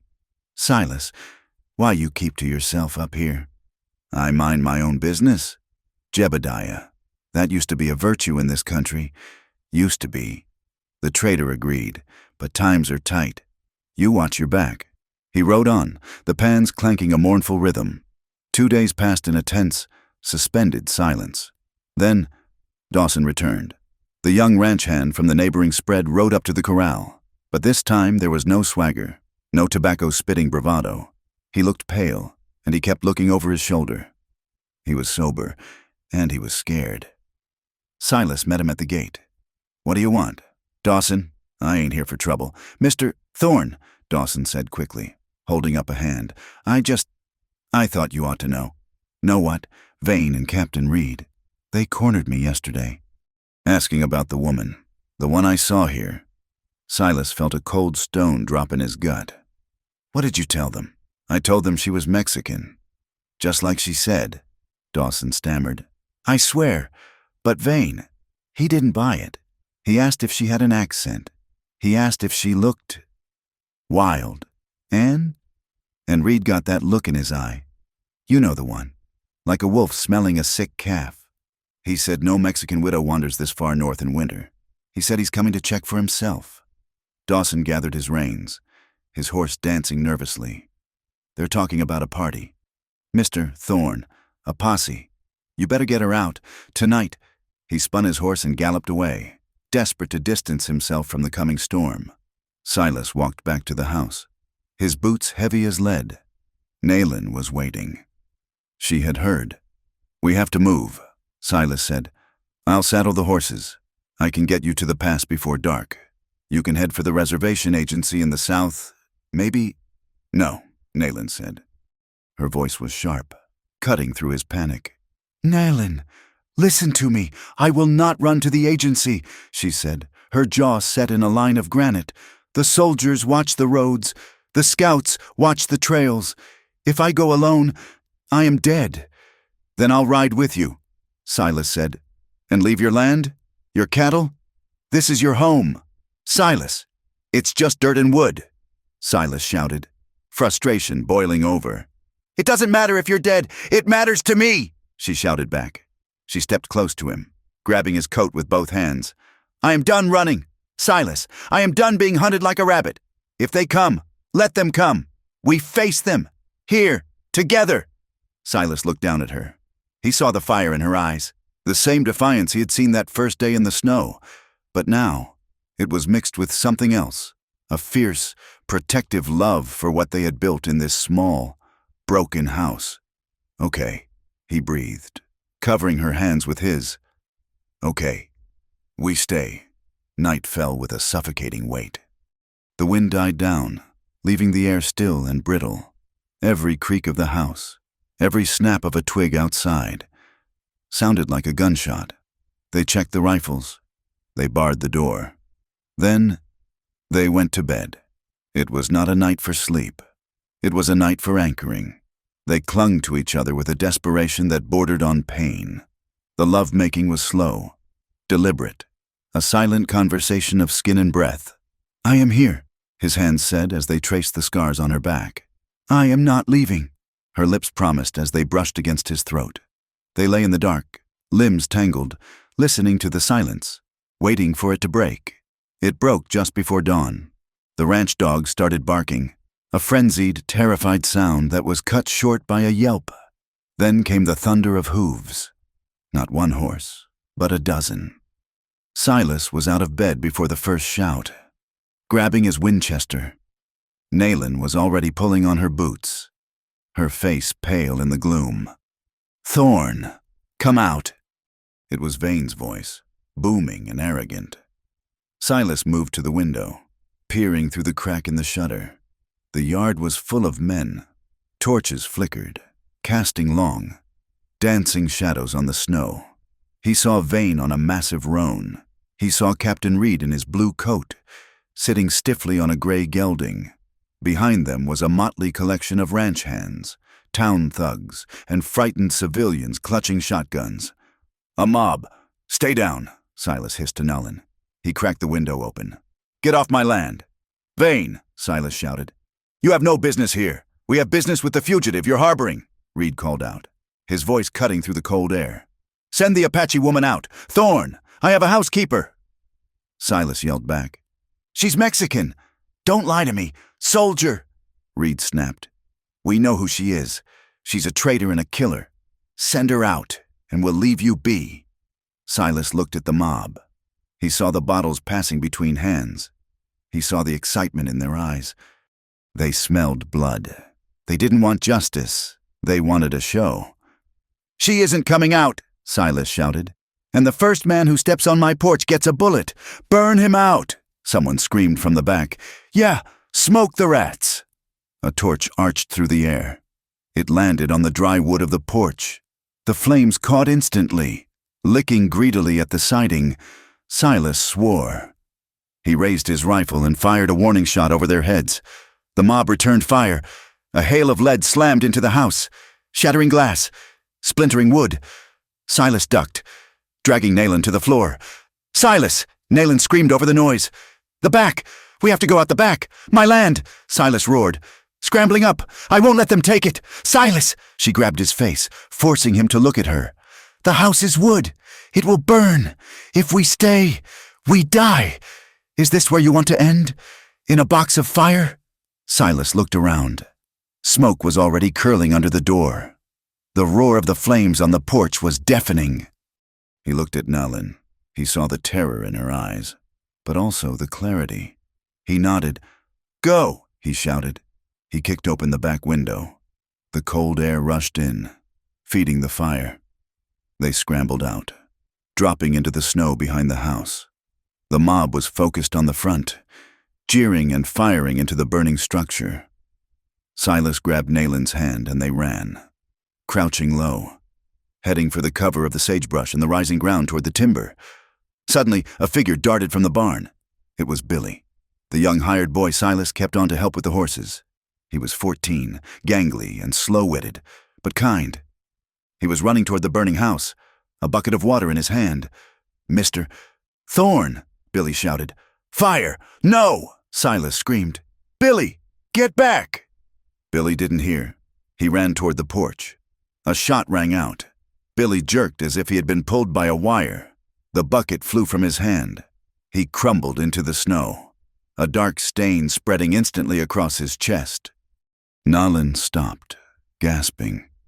She watched the boy fall. She watched the life drain out of him in the flickering light of the flames. Another death. Another innocent blood offering to the god of this endless war. Her heart cracked, a physical pain in her chest. "Move!" Silas grabbed her arm, dragging her forward. They ran. Bullets whined past them, kicking up spurts of snow. The mob had seen them. Shouts echoed behind them. "Get the horses! Ride them down!" Silas and Nullen didn't look back. They scrambled up the rocky slope, slipping on the ice, tearing their clothes on the brush. Nullen took the lead. She knew this land. She knew how the shadows fell. "This way!" she hissed, pulling him into a narrow ravine that cut sideways across the slope. They slid down into the darkness, the walls of rock shielding them from the line of sight. Above them, they heard the thunder of hooves as the pursuit began. They ran until their lungs burned like fire. They ran until the sun began to crest the mountains, painting the snow in shades of pink and gold that looked too beautiful for such a violent morning. They were high in the foothills now, miles from the ranch. The smoke from Silas's home was a black pillar in the distance. a tombstone for the life he had tried to build. They didn't stop. They couldn't. Days of flight blended into a blur of exhaustion and cold. They had no horses, no food, only the clothes on their backs and Silas's rifle. They moved at night, hiding during the day in rocky overhangs or thickets of scrub oak. They ate pine nuts and snow. They slept in short, shivering bursts, wrapped around each other under a single woolen blanket Silas had managed to grab from the saddlebag of a stray horse they had spooked on the second day. Silas was failing. He was older, his joints stiff, his energy reserves depleted. Naylin became the strength. She found the trails. She found the water. She forced him to keep moving when he wanted to lie down in the snow and sleep. "You live," she would whisper fiercely, rubbing his frozen hands. "You live for me." Their bond, forged in the cabin, hardened in the wilderness. It was stripped of all romance, all softness. It was raw, elemental survival. They were two halves of one creature, refusing to die. On the fifth day, they reached the high pine forests. The air was thin and biting. They came around a bend in the trail and stopped dead. 3 men stood in the path. They held rifles. They were Apache. Naylin froze. She recognized the markings on their shirts. They were from the Red Rock Band, distant cousins of her own people. She spoke slowly, holding her hands out, palms up. "I am Naylin, of the Willow Creek people," she said in Apache. "This is my husband. We seek shelter." The men did not lower their rifles. They looked at Silas with open, naked hatred. A white man in their mountains was an insult. A white man with an Apache woman was an abomination. One of the men spat on the ground. "Traitor," he hissed at Naylin. "We know you. You are the one who rode with the blue coats." "I rode to save lives," Naylin shouted, her voice cracking. "And now the blue coats hunt me too. We are the same." The man stepped forward, raising his rifle butt as if to strike her. Silas stepped in front of her. He didn't raise his weapon. He just stood there, swaying slightly with exhaustion. But his eyes were hard. "You touch her," Silas rasped in English, "and you go to the spirit world before me." The Apache warrior paused, surprised by the defiance of the scarecrow white man. "Let them pass." A voice came from the trees. An elder walked out, wrapped in a blanket. He was old, his face a map of wrinkles, but his eyes were sharp. "Grandfather," the warrior protested. "She is a scout. He is a white devil. They are hunted." The elder said, "Look at them. They are half dead. We do not kill ghosts." He motioned with his hand. "Come." The camp was small, hidden in a deep bowl of the mountain. It was a place of refugees.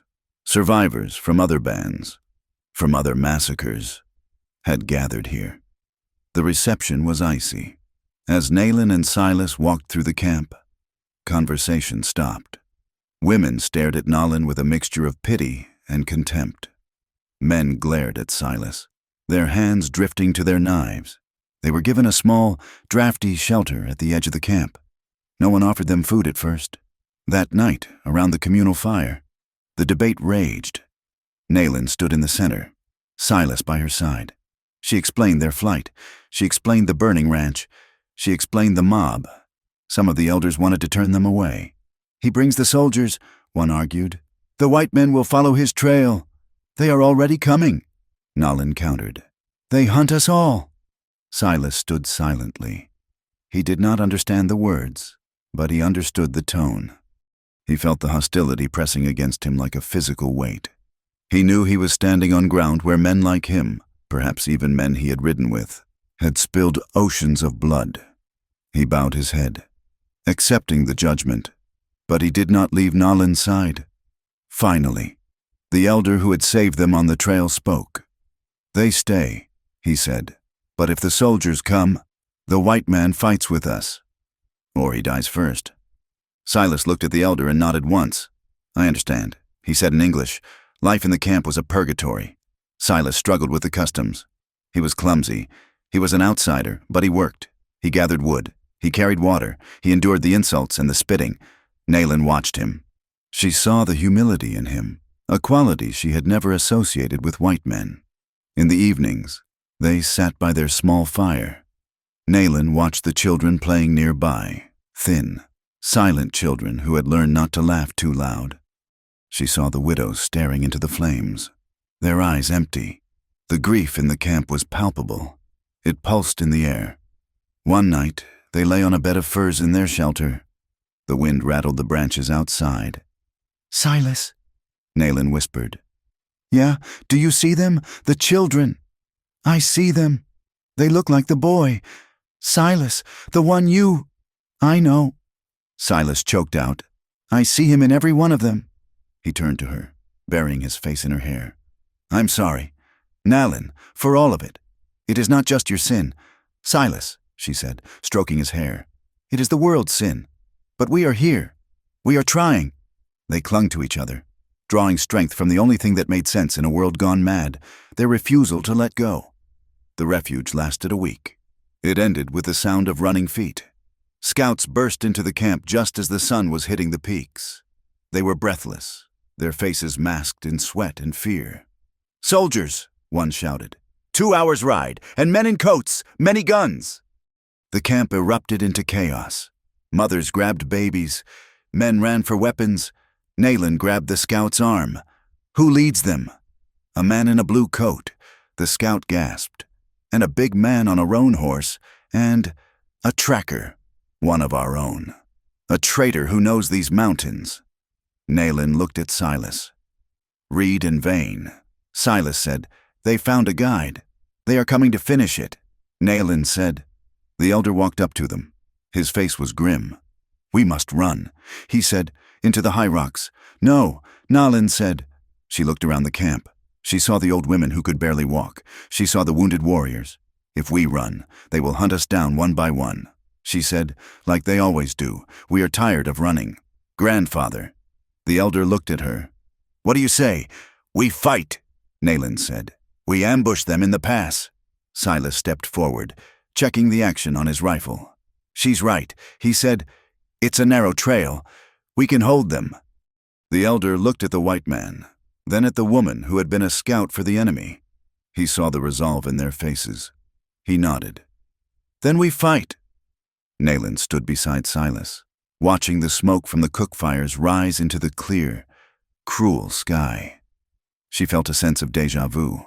Another dawn, another battle. But this time, she was not guiding the killers. She was standing against them. She looked at Silas. "Are you ready?" she asked. Silas looked at the horizon. "Where the enemy was coming? I'm done running." "Nayland," he said. He took her hand, squeezing it hard. "Let's end this." The attack did not begin with a shout, but with the sharp, flat crack of a Springfield rifle echoing off the canyon walls. It was a sound Silas Thorne knew better than the beat of his own heart. It was the sound of authority, of government, of death. First light had barely touched the peaks, painting the snow in deceptively soft hues of rose and lavender. In the camp, the morning fires were just being stoked. A woman was breaking ice in a kettle. A dog was stretching near a lodgepole. Then the world disintegrated. The single shot was followed instantly by a volley that tore through the hide shelters and splintered the pine trees. A horse screamed, a high, human sound that cut through the sudden roar. The snow, pristine a moment before, was kicked up into blinding clouds as men and women scrambled for cover. Silas was already moving. He had been awake, mending a tear in his boot. When the first shot rang out, he did not have a rifle. The camp had been short on weapons, and he was the outsider, the white interloper who was tolerated but not trusted. He dove out of the shelter, rolling into the slush behind a fallen log. The soldiers were coming down the slope, a blue wave moving through the trees. They were firing indiscriminately. Beside them rode men in duster coats and wide-brimmed hats, Vane's hired guns and the angry citizens of Black Creek. Silas saw a young Apache man, one he had gathered wood with the day before, spin around as a bullet caught him in the shoulder. The man fell, blood spraying bright red against the white ground. Silas looked up. A soldier was charging through the brush, bayonet fixed, eyes wide with the adrenaline of the kill. He was heading straight for a group of women trying to herd children toward the rocks. Silas did not think, the old reflexes, buried under years of ranching and isolation. engaged with terrifying speed. He sprang from his cover, crashing into the soldier's side. They went down in a tangle of limbs and blue wool. The soldier shouted, smelling of stale tobacco and sweat, the smell of the barracks. Silas slammed his forearm into the man's throat, cutting off the cry. He wrenched the rifle free, reversed it, and brought the stock down hard on the soldier's temple. The man went limp. Silas scrambled up. Chambering around, he raised the rifle. He looked down the sights. He saw a uniform. He saw the yellow stripe on the trousers. He saw the kit he had once worn, the flag he had once saluted. For a heartbeat, his mind rebelled. These were his people. This was his tribe. Then he saw the soldier aim at a fleeing child. Silas pulled the trigger. The soldier dropped. The inversion tore at Silas's gut, a physical nausea, but he swallowed it down. He was not fighting for a flag today. He was fighting for the woman who had saved him from the winter. Naylin was everywhere. She moved through the chaos not with panic, but with a grim, terrifying efficiency. She was shouting orders in Apache, her voice cutting through the din. "To the ravine! Keep low! Do not run in a straight line!" She grabbed an elder who had frozen in terror, shoving him toward the cover of the boulders. She scooped up a child who had been separated from his mother, shielding his small body with her own as a bullet whined past her ear. Chipping the rock face, the Apache warriors, initially scattered, were rallying. Seeing Naylin, the woman they had called traitor, standing firm in the hail of fire, shamed them into focus. They formed a defensive line, returning fire with their old muskets and bows. Silas fought his way toward her. He fired, levered the action, and fired again. He was not shooting to kill now. He was shooting to suppress, to buy time. "Naylin!" he roared. She turned, her face smeared with soot, her eyes fierce. "They are flanking on the left," Silas shouted, pointing toward the ridge. "Vane's men, I see them," she yelled back. "Hold the center! Silas, I will get the families out!" Suddenly, a voice boomed over the gunfire. "There she is!" Captain Reed sat on his horse on a rise, pointing his saber at Naylin. "The scout! The traitor! Cut her down!" And from the left, Cyrus Vane pushed his horse through the scrub oak. He saw Silas firing a government rifle at white men. "Thorn!" Vane screamed, his face purple with rage. "You race traitor son of a bitch! I will hang you myself!" The hatred in their voices was naked, poisoning the crisp mountain air. It was not just about the law or the land anymore. It was personal. It was a fury born of boundaries crossed and hierarchies ignored. Vane spurred his horse, charging straight for Silas. Firing his pistol wild, Silas stood his ground. He waited until the big roan was 20 feet away. Then he fired at the ground in front of the horse's hooves. The animal spooked, rearing violently. Vane, heavy and clumsy in his saddle, was thrown backward. He hit the snow with a bone-jarring thud. Silas dropped the rifle. He was out of ammunition and rushed him. Vane scrambled up, reaching for his knife, but Silas was on him. They collided like two bulls, grappling in the snow. Vane was stronger, heavier, fueled by the entitlement of a man who had never been told no. But Silas was desperate. He fought with the dirty, close-quarters viciousness of a man who had nothing left to lose. Vane landed a heavy blow to Silas's ribs. Silas grunted, tasting blood. But he hooked his leg behind Vane's knee and drove him backward into a boulder. Vane's head cracked against the stone. He slumped, dazed. Silas snatched the knife from Vane's belt. He pinned the cattle baron against the rock. The blade pressed against the man's throat. Vane stared up at him, eyes bulging. "Do it," he wheezed. "Kill me, Thorn. Show everyone what a savage you've become." Silas's hand trembled. The adrenaline screamed at him to push the blade home. It would be so easy. It would end the threat. It would be justice for the poster on the fence, for the fire at the ranch, for Billy dying in the snow. He looked at Vane's throat. He looked at the fear that was finally creeping into the man's eyes. Silas pulled the knife back. "No!" Silas hissed, leaning close. "I am not you!" He slammed the pommel of the knife into Vane's jaw, knocking him cold. Silas stood up, breathing hard, swaying. To the south, a bugle sounded. Retreat. The initial ambush had failed. The Apache had not scattered. They had dug in. And Silas and Nayland had broken the momentum of the attack. Captain Reed, seeing Vane fall and his own men taking casualties from the entrenched warriors, wheeled his horse. "Pull back," Reed shouted. "Regroup at the ridge." The firing sputtered and died. The soldiers and the posse retreated, dragging their wounded, leaving red trails in the snow. The silence that followed was heavier than the gunfire. The camp lay in ruins. Lodges were slashed and trampled. Several bodies lay still in the clearing.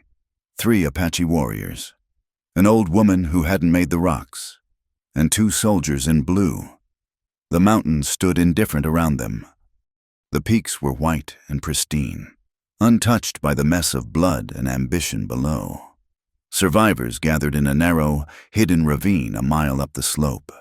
It was a cold, shadowed place, shielded from the wind but offering no comfort. Nayland moved among the wounded, her hands bloody, her face a mask of grief. She felt the weight of every injury. She had led the soldiers here, inadvertently, by seeking shelter. She had led the defense. Yes, but the cost was laid out before her in torn flesh and shattered bone. Silas sat on a rock, nursing his bruised ribs. His left arm was grazed, a furrow of red carved by a passing bullet, but the pain was distant. The real pain was looking at the dead soldiers and knowing he had walked in their boots. A young man in a torn blue uniform sat apart from the group, his head in his hands. He was shivering violently. He was not a prisoner. He had thrown down his rifle during the fight and run toward the Apache lines, hands raised. Nayland walked over to him. The Apache warriors watched her, their hands on their knives, ready to kill the white soldier at a word. "Who are you?" Nayland asked in English. The boy looked up. He couldn't have been more than 18. His face was streaked with tears and dirt. "Private Thomas," he whispered. "Henry Thomas. I couldn't do it." "Why?" Nayland asked. Thomas looked at the bodies being carried into the ravine. "Captain Reed. He told us there were no non-combatants." Thomas stammered. "He said it was a war party. But I saw the women. I saw the white flag you put up on the lodge." He swallowed hard. It was like the Cimarron. He said, his voice dropping, "I was there too." Reed ignored the flag there. "As well. He shot the peace chief while he was holding the parchment. I can't do it anymore. It isn't war, it's murder." Silas had walked up behind Nayland. He heard the boy. He looked at Thomas and saw himself, 20 years ago, before the crust of cynicism had hardened over his soul. "You are a deserter now." "Son," Silas said gently, "they will hang you if they catch you." "I know," Thomas whispered. "Better to hang than to kill another child." An elder, the one who had allowed them to stay, limped over. He looked at the soldier, then at Nayland. "This boy speaks the truth?" the elder asked in Apache. "He speaks the truth," Nayland said. "He says the blue coat chief ignores the laws of his own people." The elder nodded slowly. "If the white chiefs knew this," he said, pointing a gnarled finger at the soldier. "If the big chiefs in the stone houses knew that their soldiers kill those who carry the peace flag, would it matter?" Silas looked at the elder. It was a question that cut to the bone of the American frontier. "Maybe," Silas said. "There are laws. They are often broken, but they exist. If a judge, a real judge, not a town mayor, heard this testimony, if he heard about the flags and the massacre and Vane inciting a mob," he looked at Nayland. "It would require a witness," Silas said. "Someone who can stand in a white court and speak without fear." "I will do it," Nayland said instantly. Silas turned to her. "Nayland, you know what they will do. A town like Black Creek. The courtroom will be a pit of vipers. I am tired of running." "Silas," she said. Her voice was steady, though her hands were trembling at her sides. "I am tired of being called a traitor by my people and a savage by yours. If my voice can stop one more morning like this, if it can save one child, I will speak." She looked at Thomas. "Will you speak, soldier?" Thomas looked at the angry Apache faces around him. He looked at the dead woman being covered with a blanket. He took a shaky breath and nodded. "I will speak," he said. "I have the orders. I kept the papers from the last parley. I hid them in my tunic." Silas looked at them both. He felt a surge of fear so strong it nearly choked him. They were walking into the lion's den, but he also felt a strange, soaring pride. "Then we go to Black Creek," Silas said. "We go to Judge Calloway. He rides the circuit. He's due in town this week. He's a hard man, but he follows the book." "I will ride with you," Silas added. "And if they hang us?" Nayland asked softly. "Then we hang together," Silas said. The journey back toward civilization was a descent into hell. They rode 3 horses borrowed from the band, gaunt, tough ponies that picked their way through the slush. Thomas rode behind.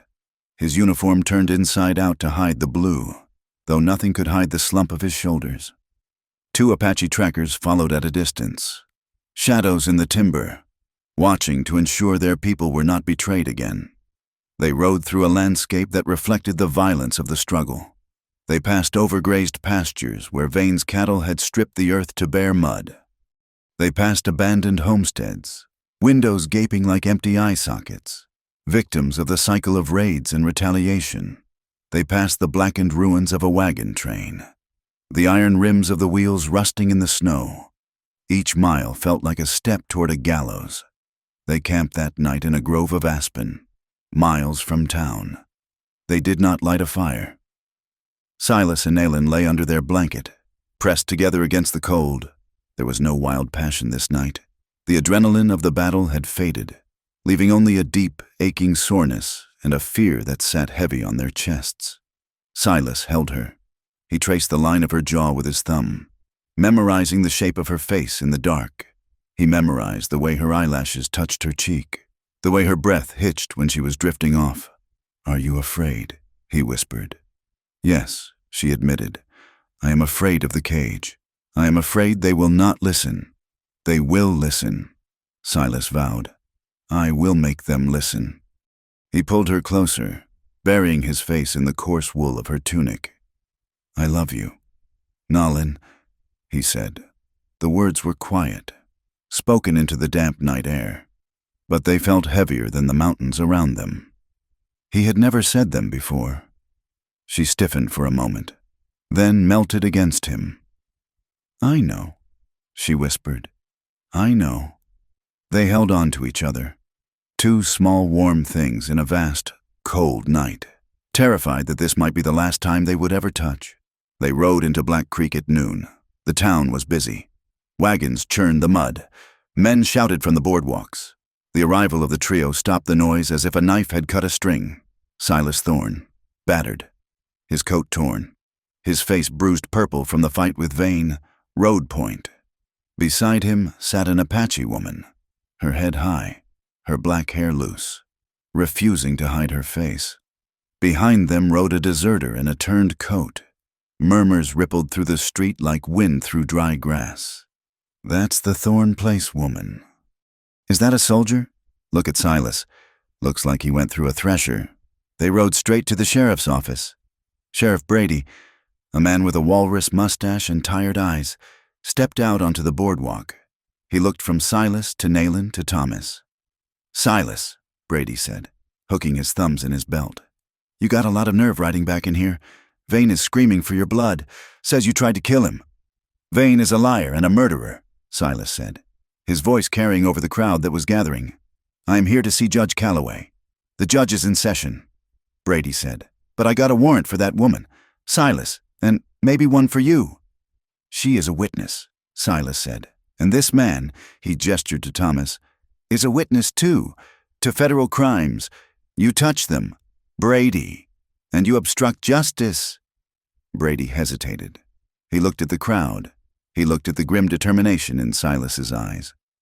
Brady was a weak man, but he knew the smell of something bigger than a town squabble. "Get down," Brady muttered. "I'll take you to the judge, but I can't promise the town won't tear you apart on the way out." News traveled fast. By the time the hearing was convened an hour later, the small wooden courthouse was packed. Every bench was filled. Men stood along the walls, chewing tobacco and whispering. The air was thick with the smell of unwashed bodies, wet wool, and hatred. Captain Reed sat in the front row, his uniform pressed, his arm in a sling. He glared at Nolan with cold, reptilian eyes. Cyrus Vane sat beside him, his jaw swollen and purple, his eyes slits of malice. Judge Calloway sat behind the high bench. He was a man of 60, with a face like a dried apple and eyes that had seen every variation of human sin. He looked at the trio standing before him. "State your names," Calloway rasped. "Silas Thorne, Nayland, of the Willow Creek people. Private Henry Thomas, United States Cavalry." Calloway looked at Thomas over his spectacles. "A deserter, I presume. A witness." "Your Honor," Thomas said, his voice shaking. Calloway leaned back. "This is highly irregular, but the sheriff tells me you have allegations of massacre?" "We do," Silas said. The judge nodded. "Speak, then, but be warned. The rope is waiting outside for all of you if this is a waste of my time."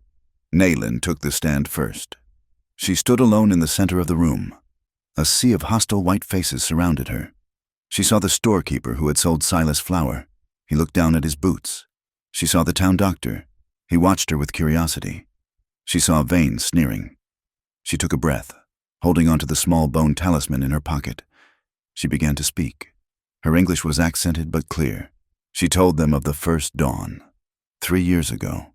She told them of the white flag and her brother's body in the dust. She told them of the cage at the fort. She told them of the general's ultimatum, scout or starve. "Liar," Reed shouted from the bench. "She's a savage liar. Sit down, Captain." Calloway banged his gavel. "Or I will have you in irons," Nayland continued. She did not cry. She spoke with a dry, hard cadence of truth. She told them of the second village. She told them of Vane offering money to the soldiers to clear the land for his cattle. She told them of the ambush 3 days ago, where soldiers fired on women and children. "I am not a traitor," she said, looking directly at Reed. "I tried to save my people, and I tried to save yours from the shame of what you do." Silence hung in the room. It was not a respectful silence, but a stunned one. They had never heard an Apache speak like this. They had never seen the enemy as a person with a memory. Then Thomas took the stand. He was terrified, but he pulled the crumpled papers from his tunic. "These are the orders, Your Honor," Thomas said, "signed by Captain Reed, authorizing fire on any gathering, regardless of parley flags. And this is the report from the Cimarron. It says, hostiles engaged, but we knew it was a peace delegation." Reed stood up, his face red. "That man is a deserter. He is unfit to testify. He is under oath." "Captain," Calloway said coldly, "and these documents look official." "Finally." Silas stood. He looked at the town. These were his neighbors. He had bought drinks for them. He had sold them beef. "I am Silas Thorne," he said. "I served in the 3rd Cavalry. I have fought the Apache. I have feared them." He looked at Nolan. "But what is happening in these mountains is not war. It is murder. It is business." He took a breath. "I killed a boy once," Silas said. "During the war, I thought he was a warrior. He was 12. A gasp went through the room. "I carry that every day." Silas said, "But Captain Reed, Cyrus Vane, they kill children and call it progress. They incite mobs to burn my home because I would not let a woman freeze to death." He pointed at Vane. "This man wants the land. The captain wants the glory. And they don't care how much blood stains the snow to get it." Silas looked at the judge. "I am guilty of many things, Your Honor. I am guilty of fear. I am guilty of violence. But I am not guilty of this. And neither is she." He sat down next to Nolan. He took her hand in plain sight of the whole town. He felt lighter than he had in 10 years. The secret was out. The burden was shared. The courtroom was a tinderbox. Men were shouting. Vane was yelling about his rights. Reed was threatening a court-martial. Judge Calloway banged his gavel. The sound like a gunshot in the confined space. "Order. Order in this court." The room quieted, simmering with violence. Calloway looked at the documents. He looked at the bruised face of the rancher and the defiant eyes of the woman. He looked at the angry mob that waited outside. He knew that whatever he decided, blood would likely spill before the sun went down. "Court is in recess," Calloway said, gathering his robes. "I will consider the evidence. Sheriff, secure the witnesses. And God help us all." He stood up and vanished into his chambers, leaving the town holding its breath and sharpening its knives. The sun that rose over Black Creek the next morning offered no warmth, only a flat, gray light that made the faces of the gathered crowd look carved from stone. The courthouse was packed beyond capacity, the air inside heavy with the smell of wet wool, stale tobacco, and fear. Silas Thorne sat on the hard pine bench, his shoulder pressed against Nellin's. She was still, her eyes fixed forward, but he could feel the fine tremor running through her arm. On his other side sat Private Thomas, his young face pale and beaded with sweat despite the chill in the room. Judge Calloway entered in a rustle of black robes. The room fell silent, but it was a silence pulled tight as a bowstring. Calloway arranged his papers. He took a long time, letting the weight of his authority settle over the restless room. When he finally spoke, his voice was dry and devoid of emotion. "I have reviewed the testimony," Calloway began, "and I have reviewed the documents provided by Private Thomas." He looked over his spectacles at Captain Reed, who sat stiffly in the front row, arrogance still radiating from him like heat.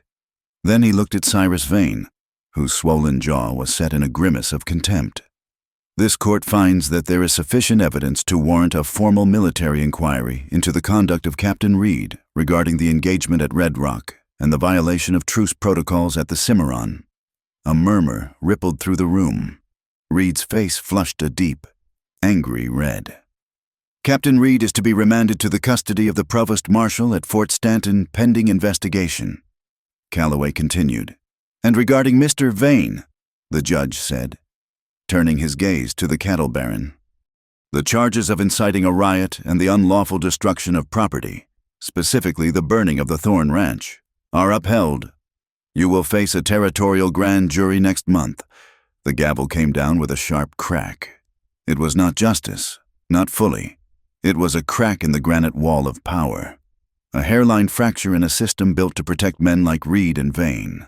But in that room, it felt like an earthquake.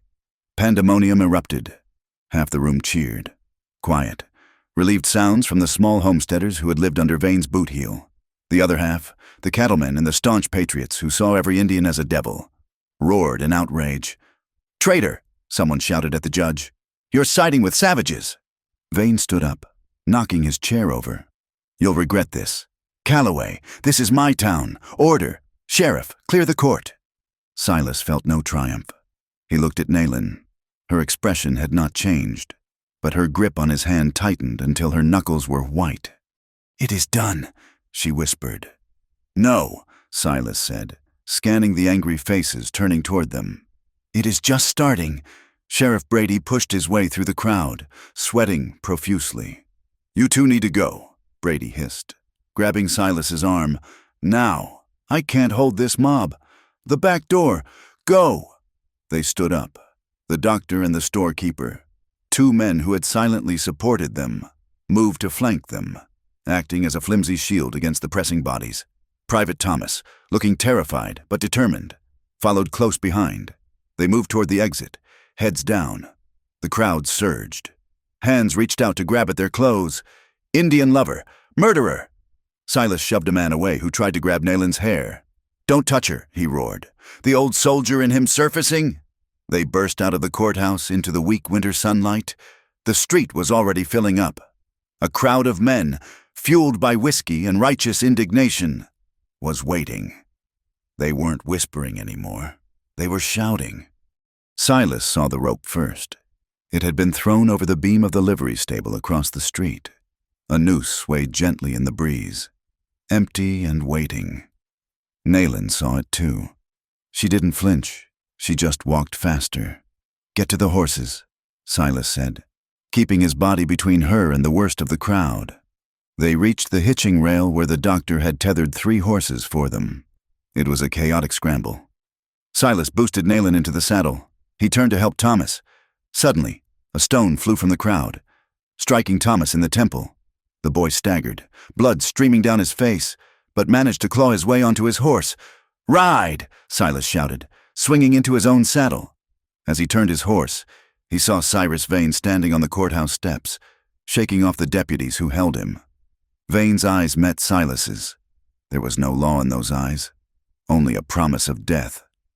Then, the shot rang out. It was not a warning shot, it was aimed to kill. Silas felt a massive, burning impact in his side, just above the hip. It felt like being kicked by a mule. The breath left his lungs in a rush. The world tilted sideways.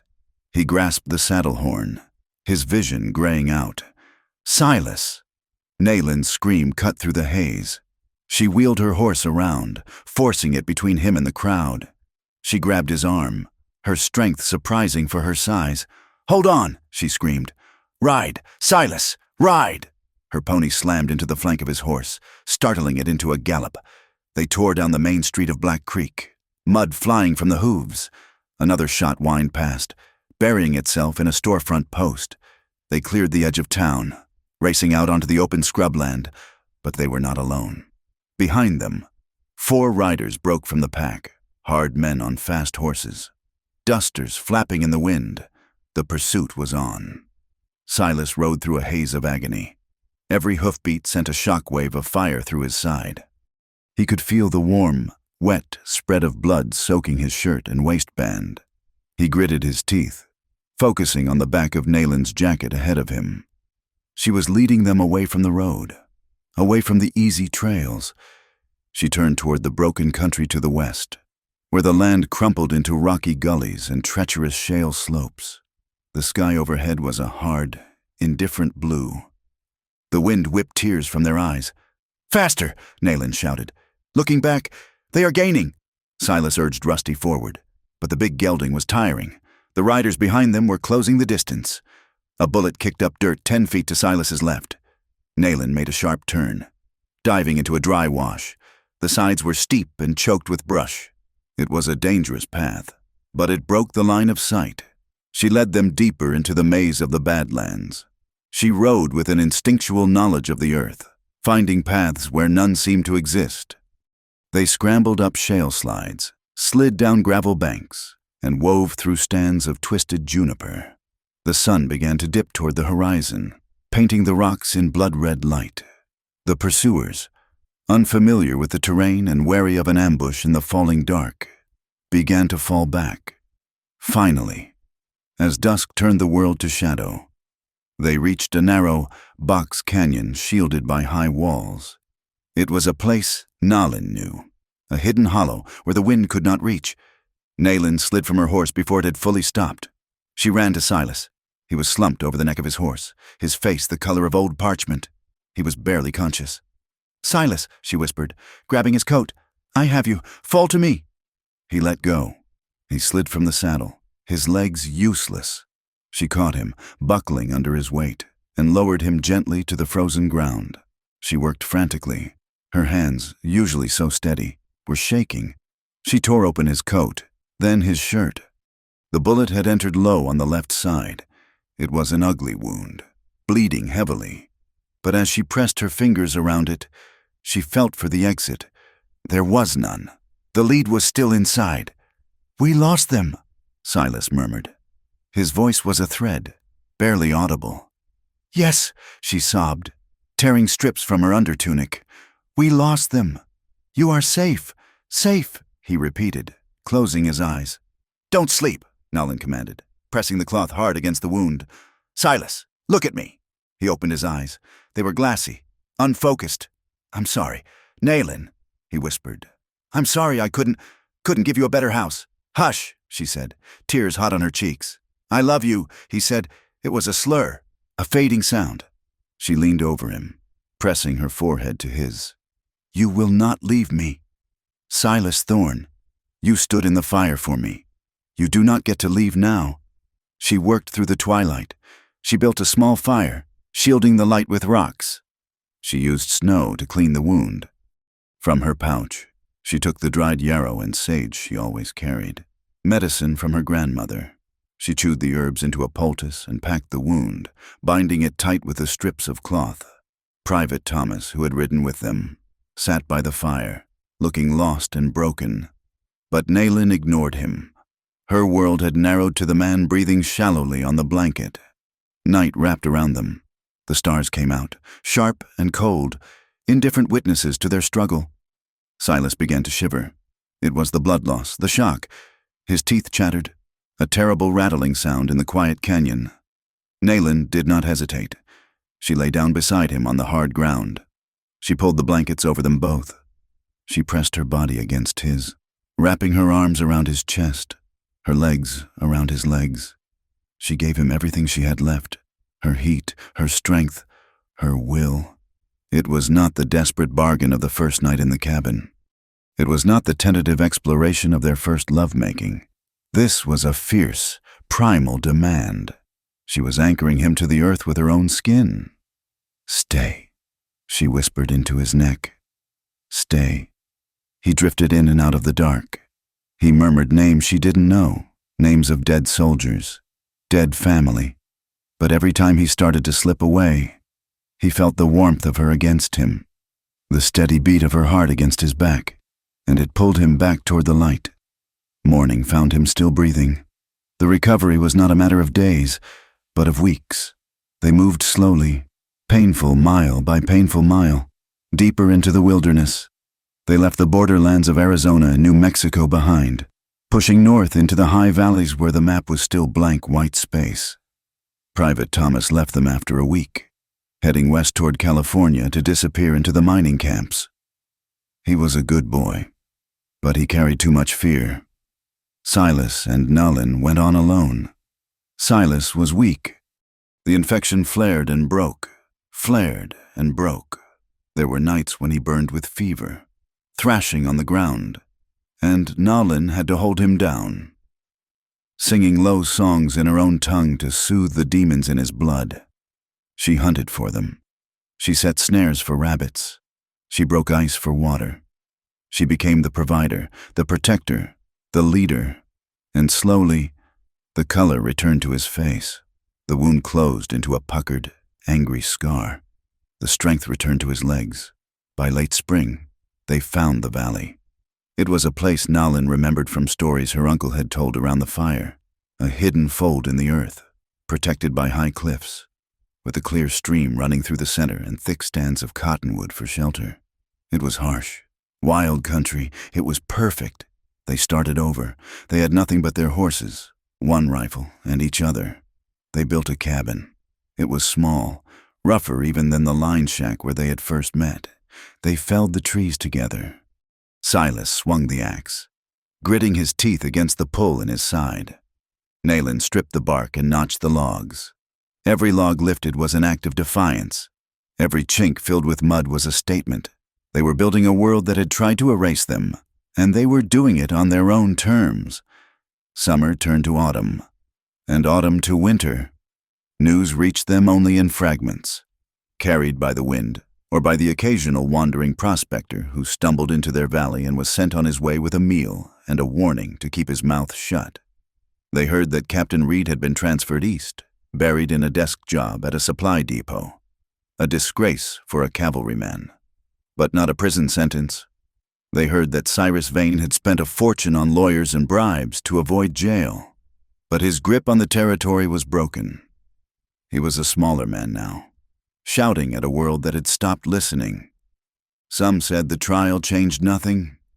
The army still rode, the tribes were still pushed onto reservations, but others whispered.